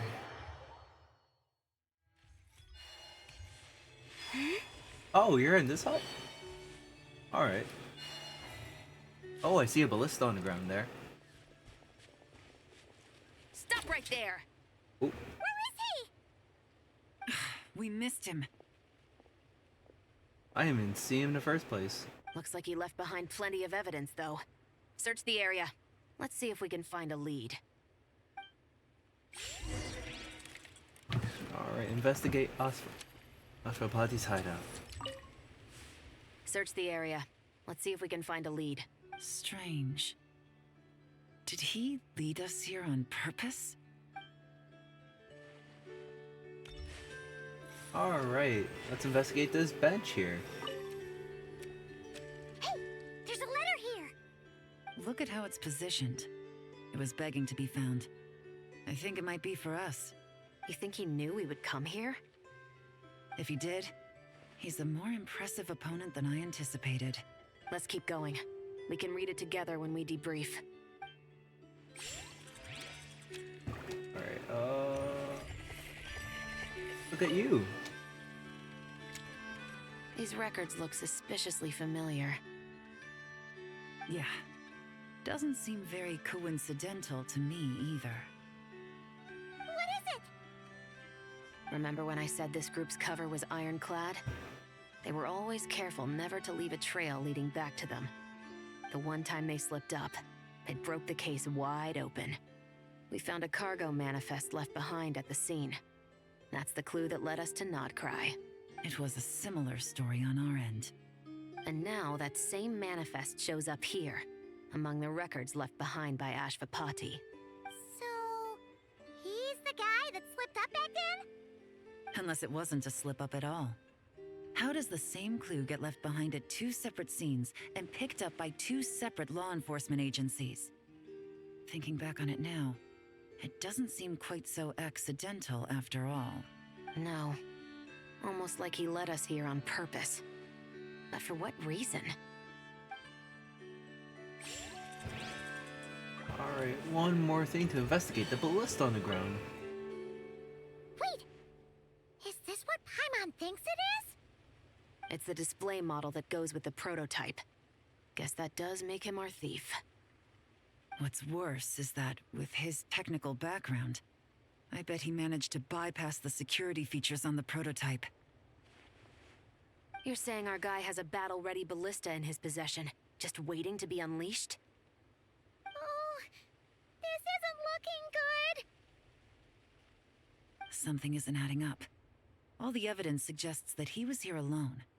Which begs the question, why would he unlock the ballista's features before even meeting up with his boss? That's a question for another time. We need to focus on where he's going next. This situation seems more complicated than we imagined. It looks like Ashvapati does have a connection to our criminal gang, but it might not be what we thought at first. You don't think he's working for them? Unlikely. He lured us to Nodcry, prepared those weapons on his own, deliberately put us on his trail. This is looking more and more like the work of an independent actor. Well, if we want to get to the bottom of this, he's still our best lead. Let's read the letter. That would seem to be our last remaining clue. Let's do it.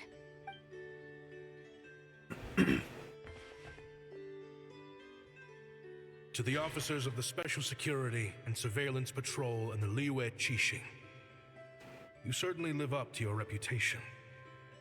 Within a single day, you were able to eliminate over half of the gang's forces. I appreciate the effort.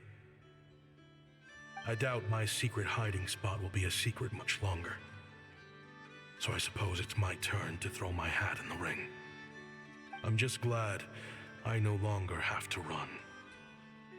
So, before my day in court is upon me, allow me to confess to my crimes. Oh, we're teleporting somewhere. It all started with a Kashara researcher, expelled from the academia for violating a taboo. He had dedicated his life to the pursuit of knowledge. But when he found himself in the desert, it wasn't even worth a pail of water to quench his thirst.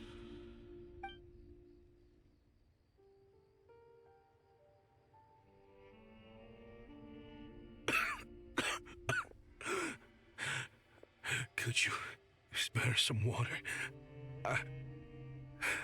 I'm a Kashara researcher. If you need something, I could. Researchers like you are a dime a dozen. Smart as a whip until you find yourself in the desert. Then, you're lucky to survive the night. Are you mocking me? No, son. Just still trying to figure out why I've got such a soft spot for strays like you. Here, give me your canteen.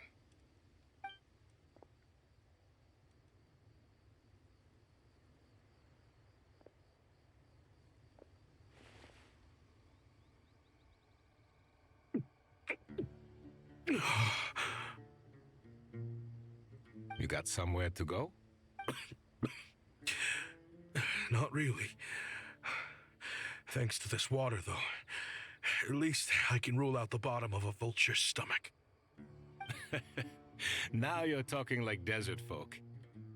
You could always join my band of misfits. What would I do? Gather food, guard our water source, just like everyone else I've taken in. Of course, if you have something you're good at, you're welcome to show it off. Every little bit helps. All I know is weapons. Weapons? Yeah. I love studying them. Big and powerful ones, small and deadly ones, old ones, new ones. I believe the essence of Kasharawar research is embodied in weaponry, and the pursuit of this kind of technology is what pushes the world forward. My lifelong goal has always been to become a foremost expert on all kinds of weapons, so I can invent even more advanced ones.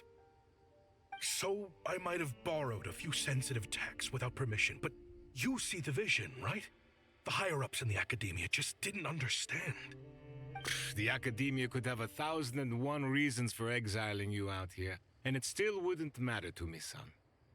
All I care about is what this specialty of yours can do for us. I can help upgrade your weaponry. That should come in handy in a dangerous place like the desert, surely.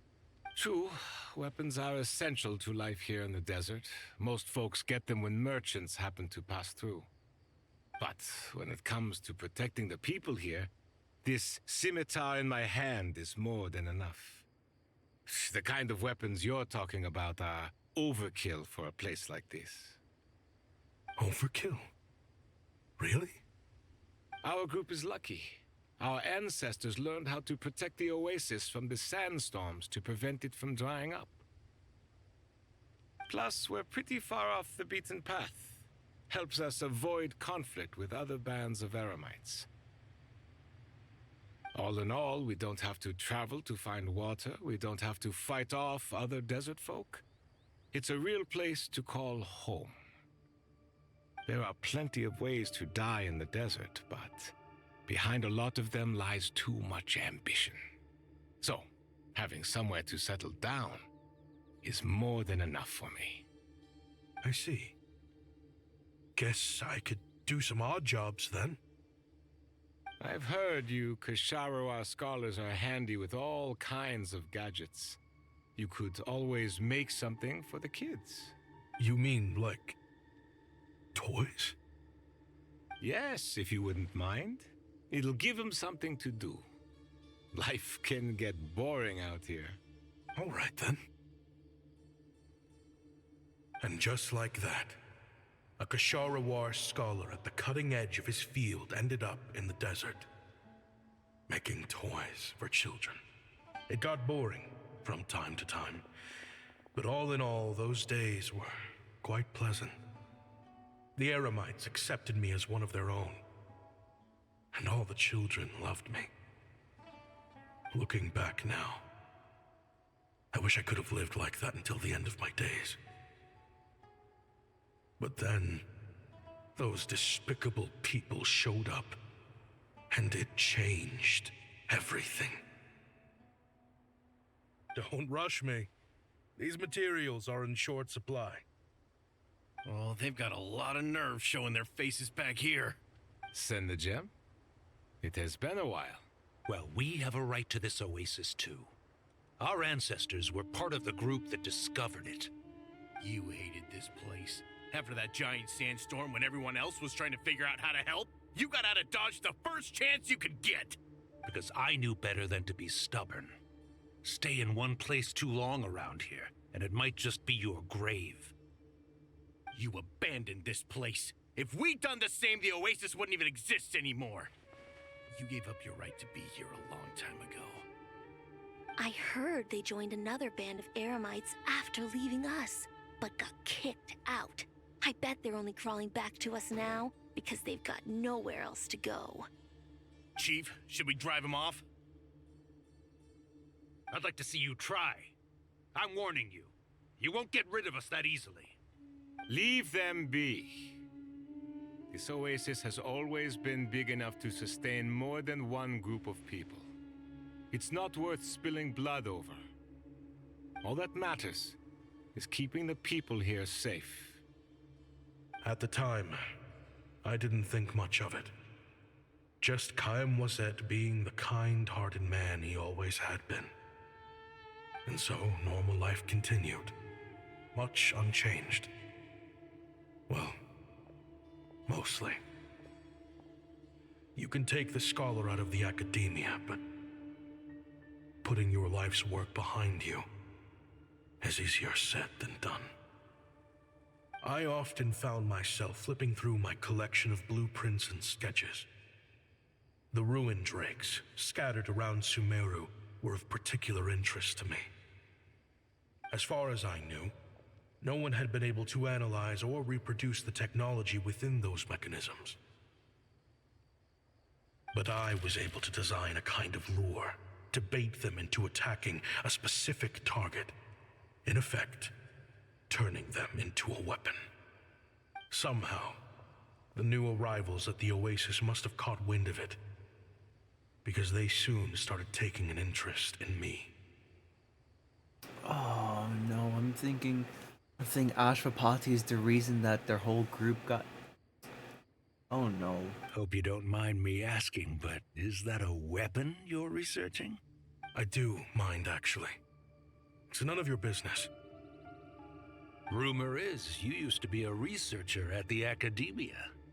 All that knowledge going to waste out here in the sticks. What a shame. What do you want? I want to team up. The rules and red tape that got you kicked out of the academia, they don't exist in the desert. You could take this research to the next level. As things stand, all you've got is a blueprint and a pipe dream. But what if you had access to the right funds and materials? What are you suggesting? Me and my men can get you what you need. In return, all you gotta do is bring this sketch to life. We've always had a good eye for business, just never the right product. But this thing right here, the different bands of Eremites are gonna shell out Mora left and right to get their hands on it. You want to sell it? It's a win-win. You provide the goods, and I earn enough Mora from these people to fund the research of your dreams. I don't know. I understand what you're worried about, but listen, it won't come back to bite the people here. These people don't think bigger than this place. They don't get involved in conflict. I mean, come on. Their biggest enemy is the weather. You've made a bad name for yourself around here. I don't want any part in this. Well, it's your choice. But it could be the last meaningful choice you ever get in life. So I'll ask you again. Do you want to finally develop the weapons you've been dreaming of and realize your academic ambitions? Or do you want to stay here building toys for kids? How I wish I'd made the right choice back then. Oh no. Yeah, we increased our prices. What about it? You gonna back out? So, you're really as money hungry as they all say, huh? Cash is king. That's just business. Fine. I'm done. I want out. What are you talking about? We're making bank here. I know what the weapons have been used for, and I refuse to be an accomplice to all this any longer. An accomplice? Listen, that's got nothing to do with us. People would be at each other's throats with or without our weapons. So they die to a machine instead of a scimitar. What difference does it make? Can't you sell more than just weapons? Surely this can't be all the Eremites are interested in buying. If you want to make the big Mora, you gotta push what sells. That's just how it is. And that right there is why I want out. Fine. I've made more than enough to leave this dump in the dust anyway. If you want out so bad, have it your way. Uh-oh. What was that? Uh-oh. Uh-oh.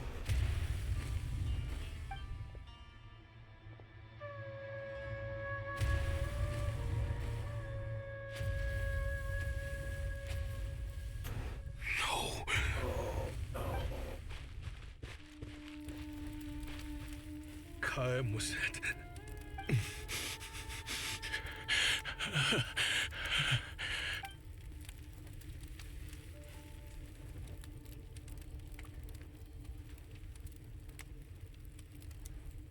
How did this happen? You won't find a tribe in this desert without enemies. People have tried to steal water from this oasis in the past, but Khaem Wazet drove them off. Guess his enemies have been holding a grudge this whole time. You sold weapons to his enemies. But he took you in when you had nowhere to turn. You owe him your life. Why would you do this? It was the perfect excuse to drive up the price, that's why.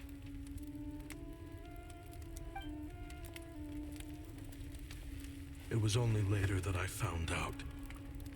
This wasn't the first time Senegem and his men had turned around and stabbed their allies in the back. Let's just say there was a good reason they had nowhere else to turn back then. I didn't chase after them or try to hold them accountable. In that moment, all I could think about was saving as many people as I could in a desperate attempt to atone for my sins. But once the weapons I designed were turned against us, the fate of this place was sealed. Even I could do nothing to prevent it. In the end, despite all the burning tents I rushed into, I was only able to save 3 children. And now, you know the full account of my crimes.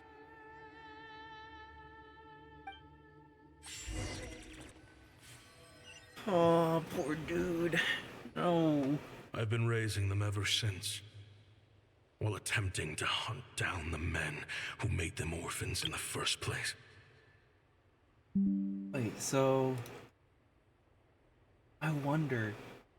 if the people, like, trying to buy these weapons right now... Oh, they're probably the killers. This confession is for the kids to read, too. So...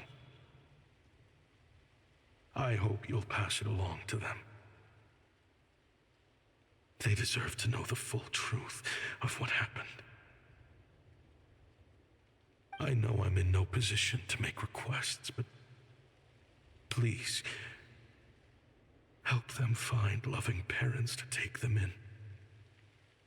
Above all else, they deserve a true family. Back then, I failed to see this through to the end. But I won't make that mistake again. Jeez. If this is true... He's after the same target as us. And he's out for revenge. He even lured us to Nodcry to help him get it. I think I know what he's planning to do with those ballistas now. If I'm right, this doesn't bode well. Then we need to find him ASAP! It sounds like he's about to do something super dangerous. But we promised the kids we'd bring him back safe. I can't just let him get rid of our target either. This crime ring runs deep. There are still many other conspirators we need to track down. So where do we go to find him? Oh? You got something? He knew we'd be out of the picture investigating this place. I think he decided to spring the trap that we set up. He's gonna ambush the targets when he comes to pick up the goods. Oh, snap. He's not working for them. So our original plan could have worked all along. mating will be happening any time now. Quick, we need to head to the rendezvous point. Alright, head to the meetup location. Let's go here. Toys for children.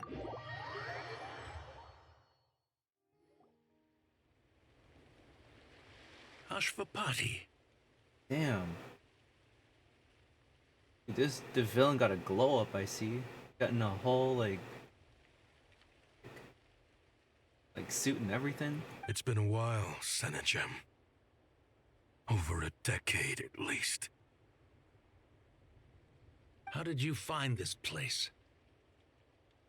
All these years. And the signal you use for the meetup point still hasn't changed. All I had to do was pose as your point of contact. And fish a time and date out of that scout you sent. Useless bunch of idiots. Just wait until my backup gets here. Oh, I think that might take a while. The Fontaine and Liyue authorities have your men locked down tight. Every last one. No. There's no way the cops could have known we'd be here.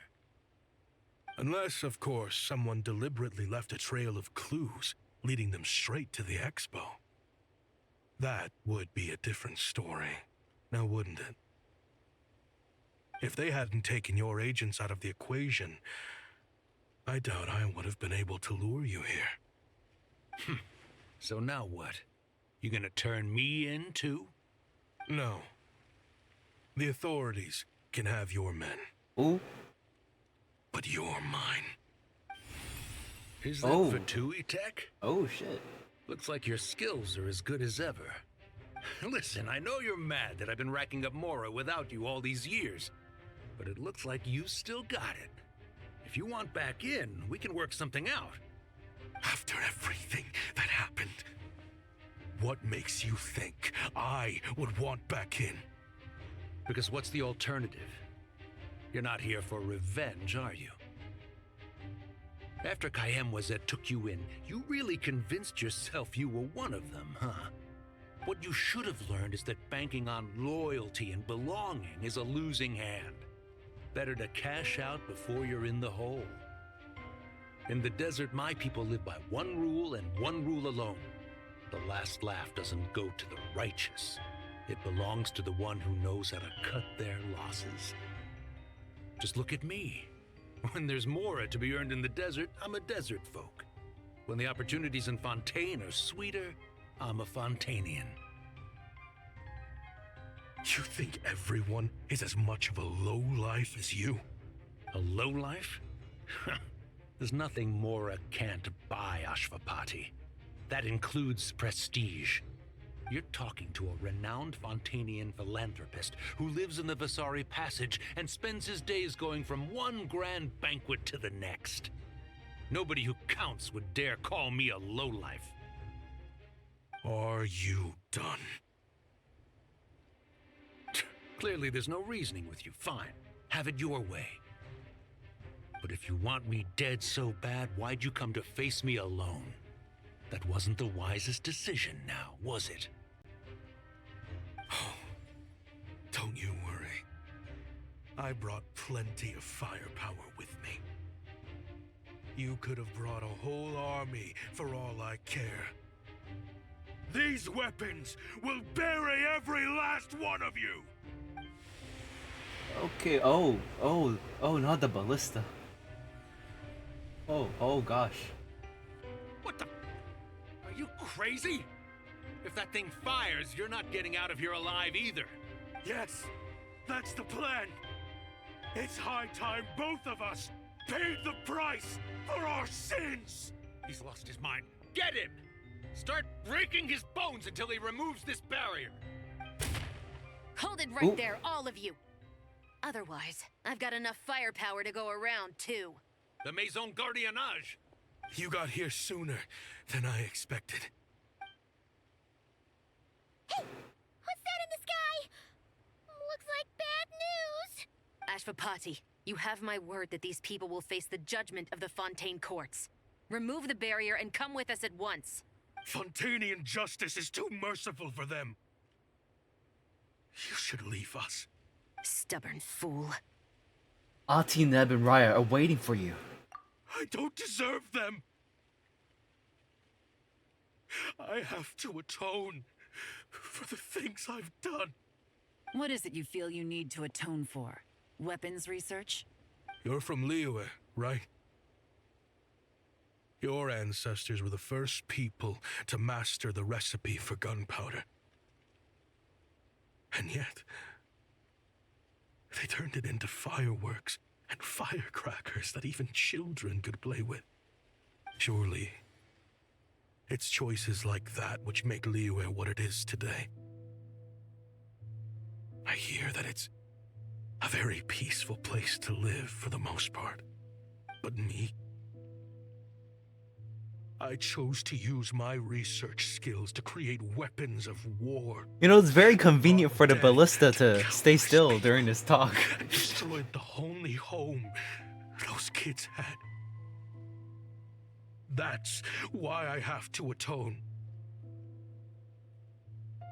Because I have blood on my hands. Sounds like you don't know as much as you think about fireworks. They might be harmless fun in this day and age, but they started out as weapons too, you know. What? That's right. Fireworks and firecrackers were originally developed for use as weapons. They needed something a little more powerful than usual for purging evil forces and scaring off wild beasts. Over time, evil spirits learned to fear the sight of flames, and the beasts retreated into the mountains. That's when people started repurposing fireworks for entertainment purposes. The peace we enjoy today isn't because we chose to make toys instead of weapons. The weapons are what secured us the peace in the first place. Only then did we have the luxury of choosing to turn them into toys instead. It's people, not weapons, that commit acts of evil. And when people are as bent on destruction as the evil forces and beasts faced by our forebears, whatever tools they have at their disposal end up as weapons. Time is running out. Please. Leave while you still can. Relax. Now that we have these guys in custody, I think we can find a way of repurposing these ballistas for the children's amusement.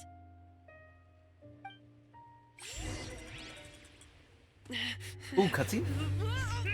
Oh no, not the bullies. Not the big bullies. Uh-oh. Oh.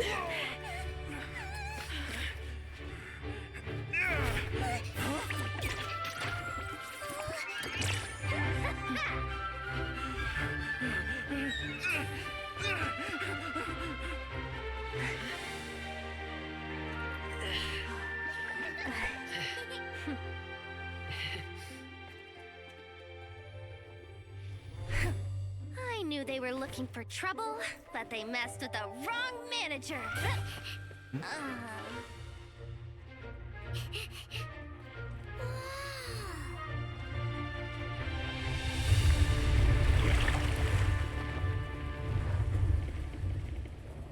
Oh, are we going to use the ballista on the ship to shoot down the ballistas and the arrows in the sky?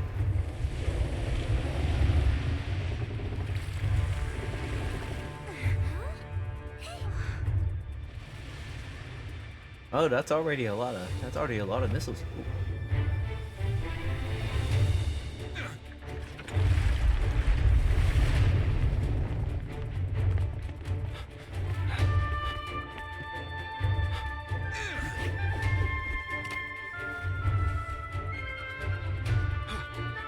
Captain, we're in position. Prepare to intersect! On my signal!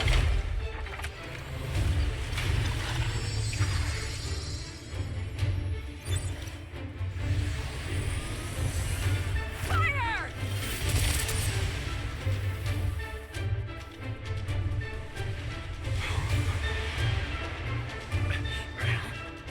Oh, we got melons in here too.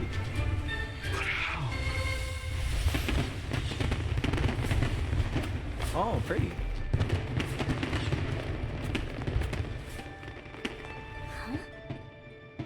Oh, I forgot about Dory. Forgot to talk to her. Fireworks show. Hey, Yoi Mia, where you at?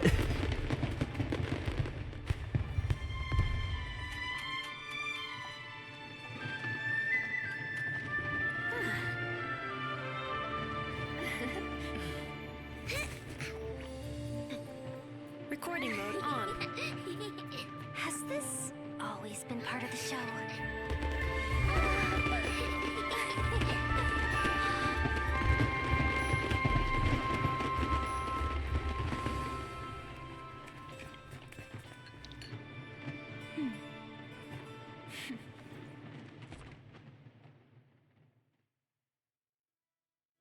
Would you like to No funny business. I never imagined the Guizhong ballista could be used for something so beautiful. I saw this coming. I didn't see this coming either. Let's just agree with him. I didn't see this coming either. If you'll agree to come with us and answer some questions, it would be a big help to our investigation. Of course. You'll have my full cooperation. I know I'm guilty. Just not sure of the precise crime at this point. Honestly, me neither. I'm sure a case like yours would have Fontaine's top legal experts scratching their heads. As for these arms dealers, though, I can confidently say that none of them will be getting away with this. So at least you can take some solace in that. I know. There's no sentence the court can give them that will satisfy you. But at least the trial will be a public declaration of their crimes and the punishment they will receive. The victims deserve that much. Considering the alternative was them dying in obscurity to a revenge killing with no one left behind to tell the story. This looks more like real justice to me. I guess you're right. Alright. Wow, the event ends like that? I know we still got the epilogue, but for Act 3 to end like that? Right.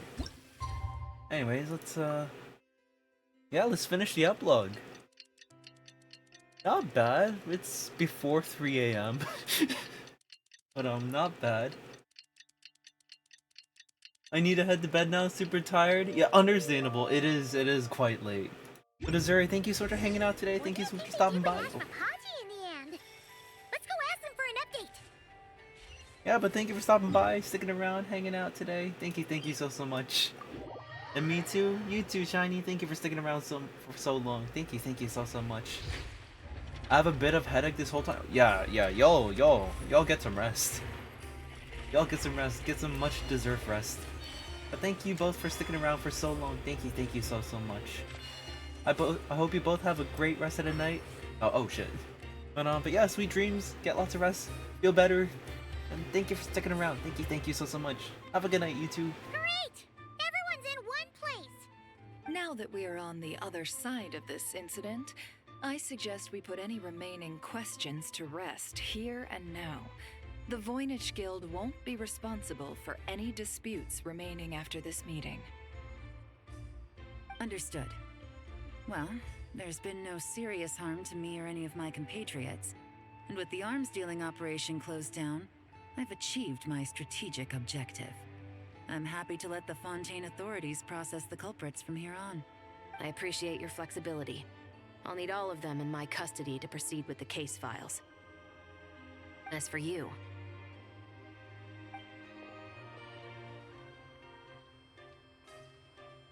Given your association with the Voynich Guild, I suspect the boss of the Curatorium might raise some objections if I insisted on bringing you into custody as well.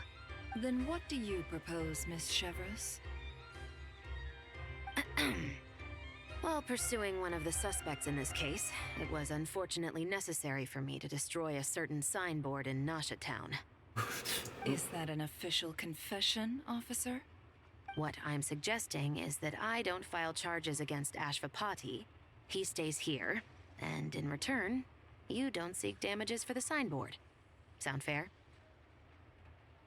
Deal. Huh. That went surprisingly smoothly. Paimon figured it was gonna be a whole ordeal.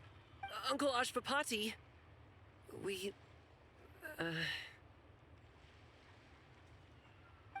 told us the whole story. Everything you've done. Even so, we still want you as our uncle. Oh. But I... Oh. If you'd been less trusting of the promises these men made to you back then, and left some weapons for your own people to defend themselves with, maybe things would have turned out differently. The way I see it, your crime wasn't the weapons research itself. It was failing to use that knowledge sensibly, to protect the ones you cared about. Yeah. You're absolutely right. Well then, what are you waiting for? The chance to atone for real is staring you right in the face.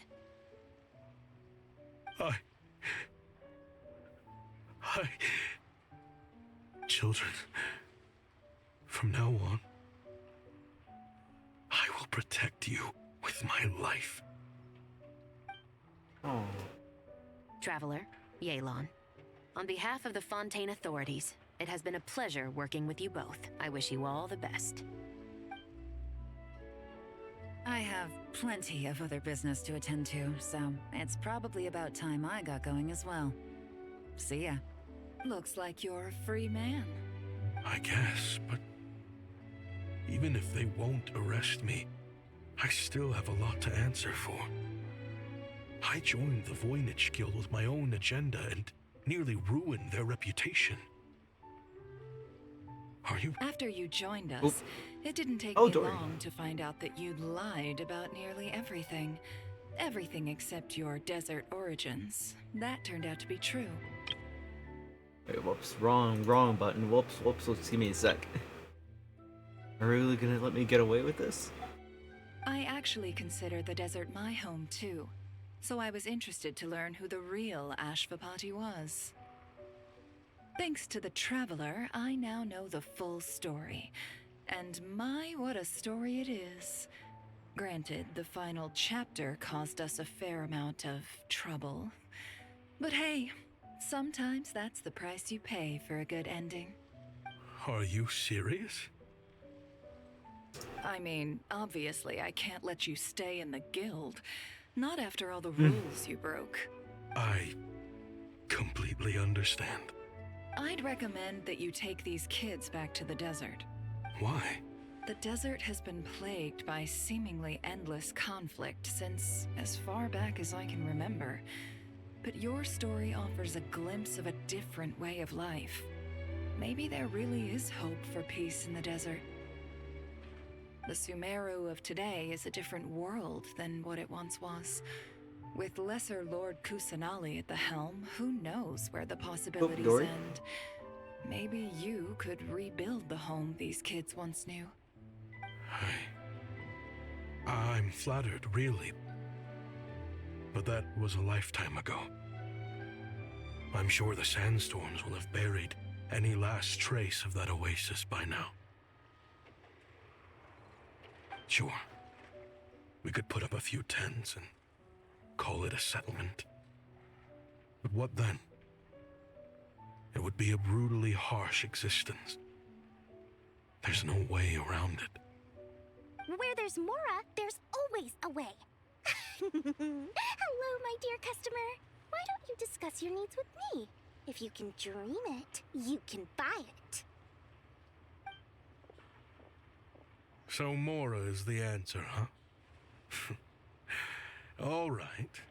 Say I wanted to buy a hometown for these children. You telling me I can buy that from you?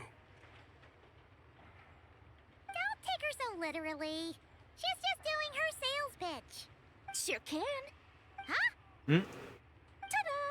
I present to you one magical gemstone created by none other than the renowned mage Alice herself. You know, I know you have, like, connections and all, but I'm surprised you have connections with Alice. Simply plant it in the ground, and a spring will instantly start growing. Before long, you'll have yourself a fully fledged oasis. And the best part is, it's designed to work flawlessly, even in the most arid and sandiest of deserts. What the? Huh. Looks genuine to me. Goodness. They always say you can find everything at the Not Cry Trade Expo. Turns out it's more than just marketing hyperbole. Still, surely a treasure like this must cost the world. As much as I'd love to buy it, I don't think I'm the kind of clientele you're looking for. Actually, this could be your lucky day. The mage who tasked me with selling this insisted on setting the price herself, and she priced it as whatever keeps the kids happy. Oh. Needless to say, I could have found far more lucrative options.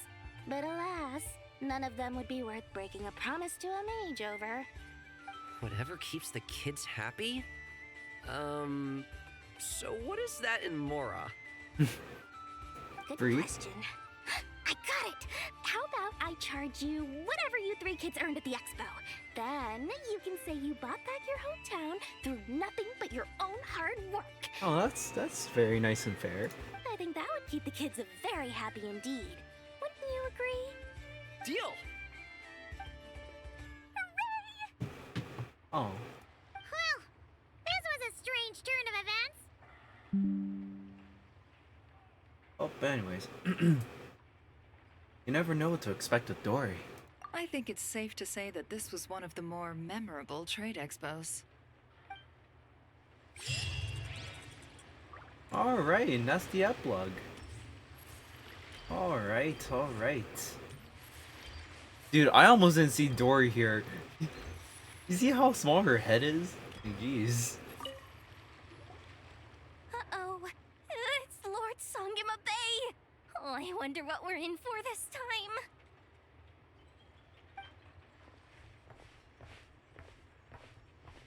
Well, hello. Is that the Traveler and our dearest Miss Expo Manager Yehoda? You're in luck. I'm offering a whole host of Expo exclusive discounts. Don't miss out. Paimon's not remotely surprised to see Dory here. This event's practically made for her. Yeah, she attends religiously every year. And she's always the seller who we Complaint. get the highest number of complaints about. Complaints? Every single Mora I make from this expo is 100% legitimate. I've never broken the rules, and my prices are entirely fair. If people regret their purchases and want to grumble about it behind my back, that's not my problem. Paimon can hazard a guess as to why people might be complaining. I know.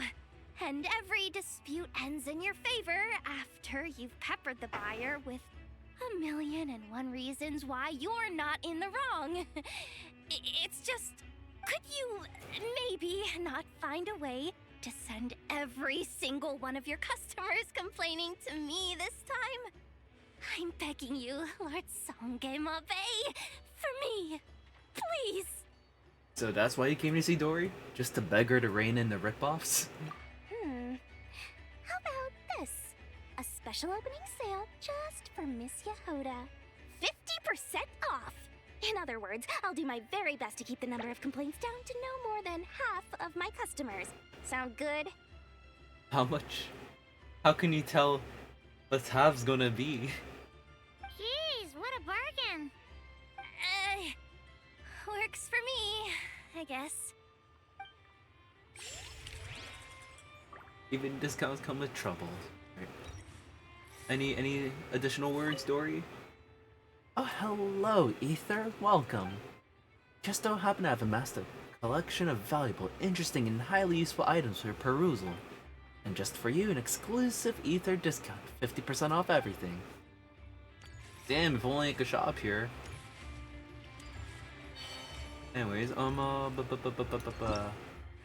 let's see. Oh yeah, we still have this Fontaine event to do, but I've been doing that event on my own time. There's still 7 more events. And now it's minigame time. Or maybe I should do the minigame on my own.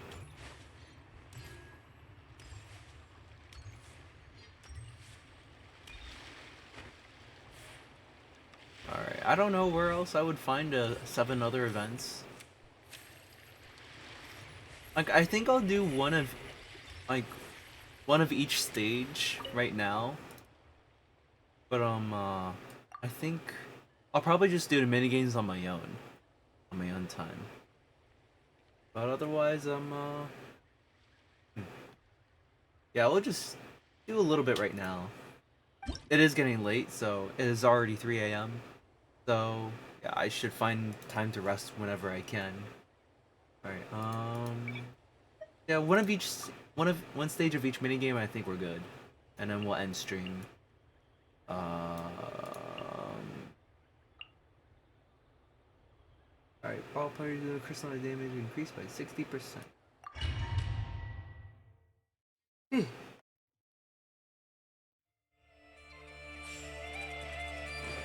Frontline guidance is up to you. The enemies accumulate support probably. Fuck. Be cleansed. Lofty wisdom will show us the way. Fire support ready. Select the target. Alright. Oh. Oh, do we just... Oh, we just move around? That's it? Okay. This doesn't seem so bad. I feel like compared to the last patch's event... Projectile in the middle of the enemy formation.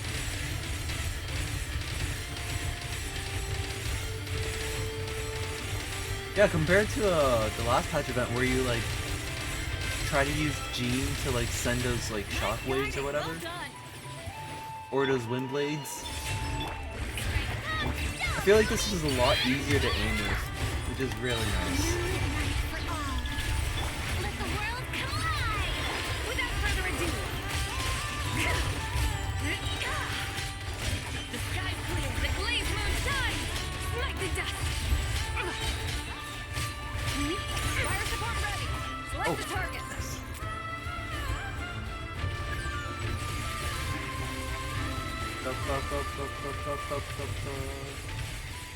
I do wish this thing would shoot a little bit faster. Oh, that wasn't very accurate. That person saw us one more hit. Oh.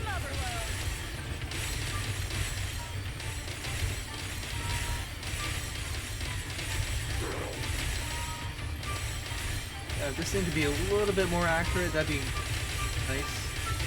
Nice! Good shooting! I wish you could say the same. I wish we could say the same about you. Ah!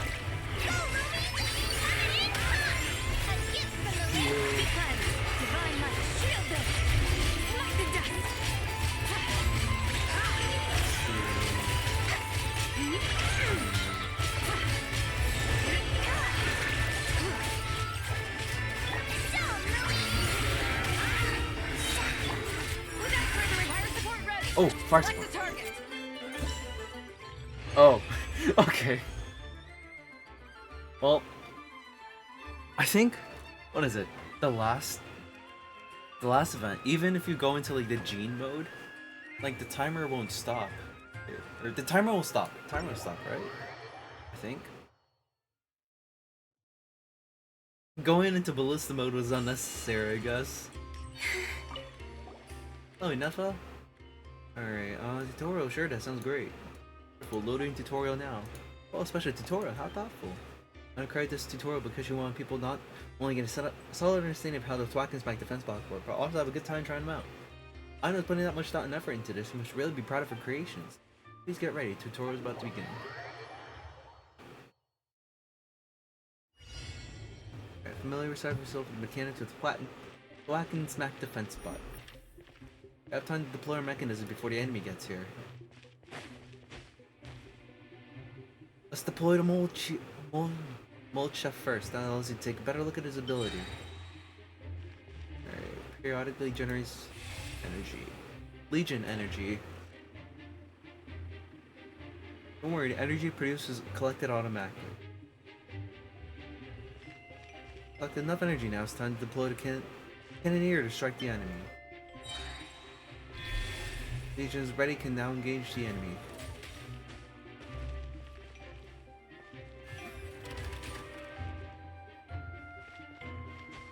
Also use the bombing technique to cover your bases, make sure you don't miss anything.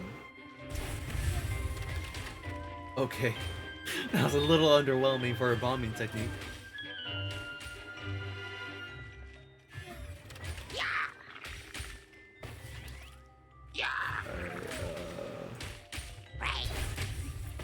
Oh, good enough. Use multiple mechanisms in tandem when facing powerful opponents. First, let's start by getting ourselves some Legion energy. Energy orbs will come down from above from time to time.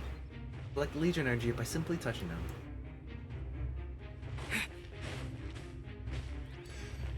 If you're in a pinch, you can also get Legion energy by dismantling. Move closer to Molechef and dismantle to receive some energy. Combine 2 Cannoneers to create a new mechanism capable of dealing more powerful opponents. Do I just press? Oh, there we go. Super Cannoneer is now ready. Enemy approaching. Every part of the mechanism can be combined to make a new one, so play around and see what you get.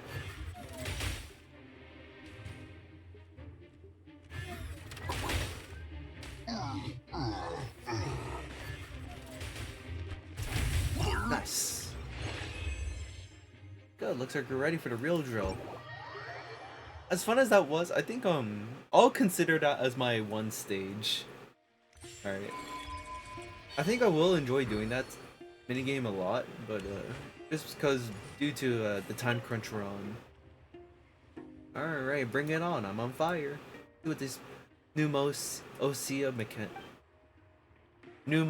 mechanisms are made of. Wonderful, get ready and remember to have fun. Alright, start.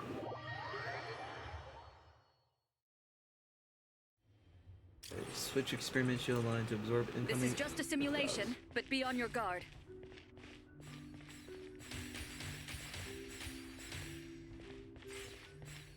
Oh shit.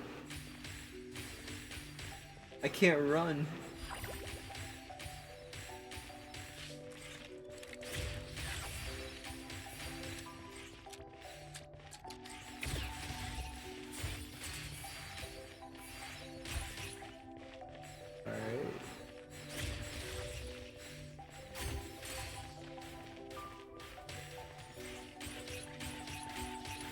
This ain't that bad.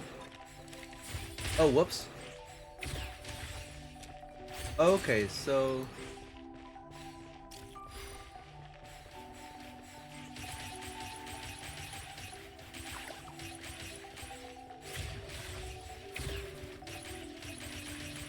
Take all...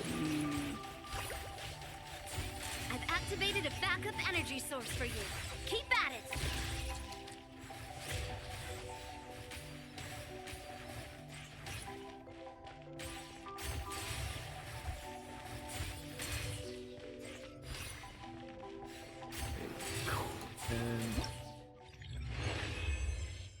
That wasn't that bad? Oh, it's perfect. That's why you're my partner.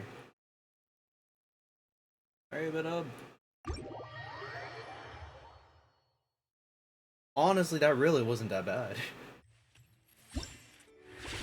Honestly, I could finish like that Pneumosia or Pneumosia event like all in one sitting.